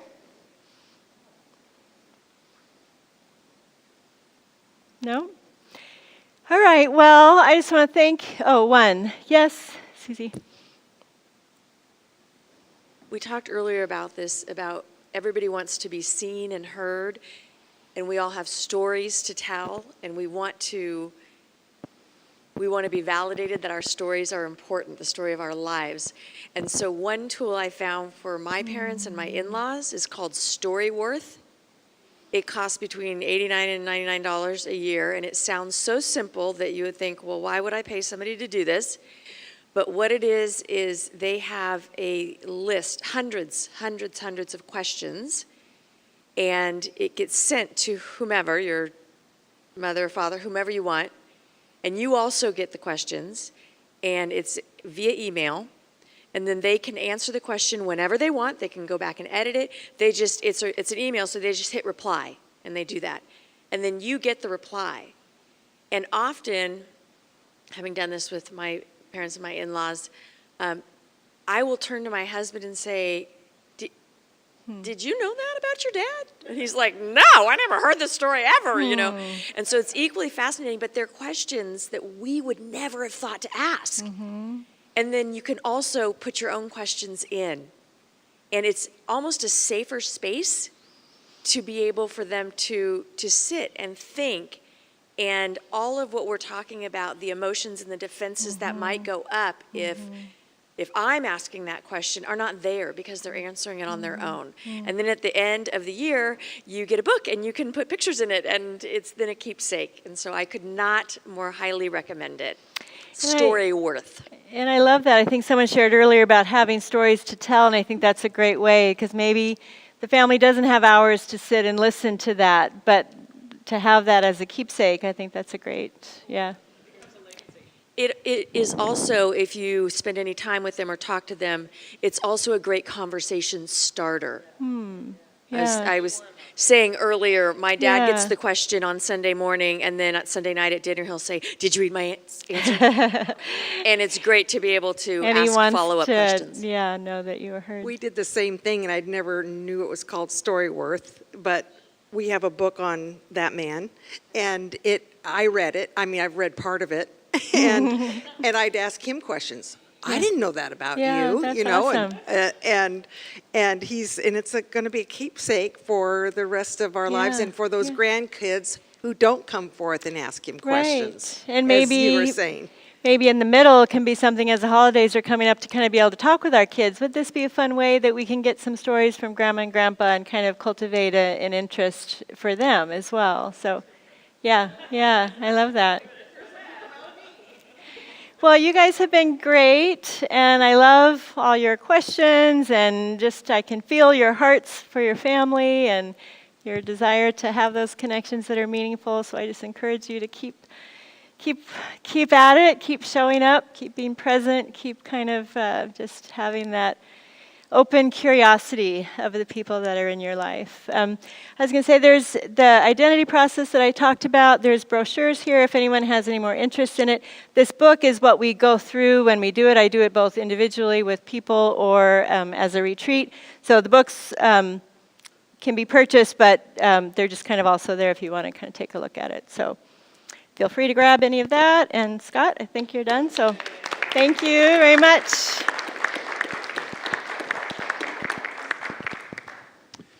Jodi, thank you so much. It's been a wonderful day, and I'm being told to remember to leave these on the table, I guess.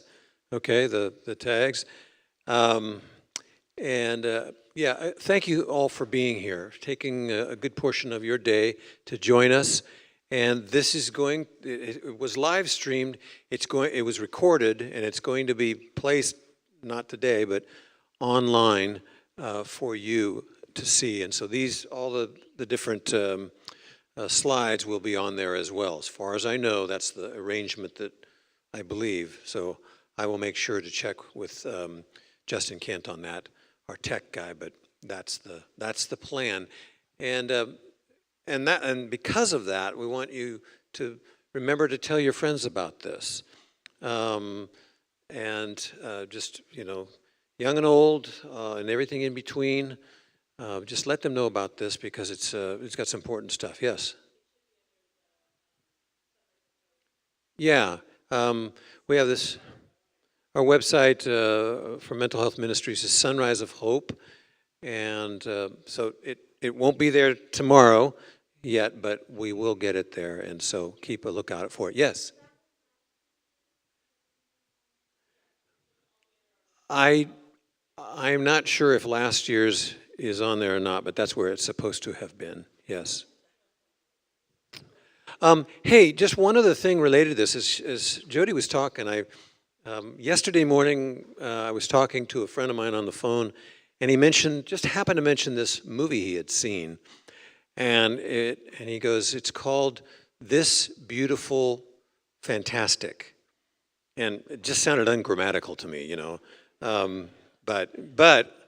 So last night we just decided to watch a movie, and I said, "Well, Chris told me about this one today, This Beautiful Fantastic," and so okay, let's take a chance. And it's a wonderful movie, and it has some of the themes that we're talking about. It's got a younger person and one person at least that might be kind of middle-aged, and then an older man. And it starts out kind of, there's a lot of feelings that need to be healed, but it's just a blessed movie. It's not a Christian movie as such, but there's a lot of blessing in it. So This Beautiful Fantastic. Amazon Prime, I think it's 2015 it came out, and it seems like it takes place somewhere in Great Britain. So it does take place in Great Britain, yes, that's right. All right, well, listen, I'm going to close this in prayer. And again, thank you for being here. Let's pray. Heavenly Father, thank you for being here and for calling us here and for calling Jodi here to be among us this day.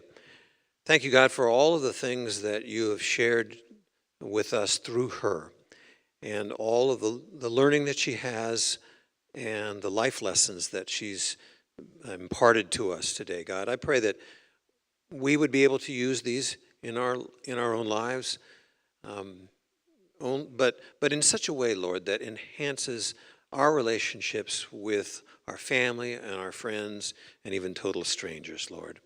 So give us wisdom and remind us that you are with us at all times, and because of that, we needn't fear anything. And so walk beside us, Lord. Guide us in our conversations and create connections, Lord, for us between those we know and love and those we don't know, Lord. Again, thank you for gathering us this day and for Jodi.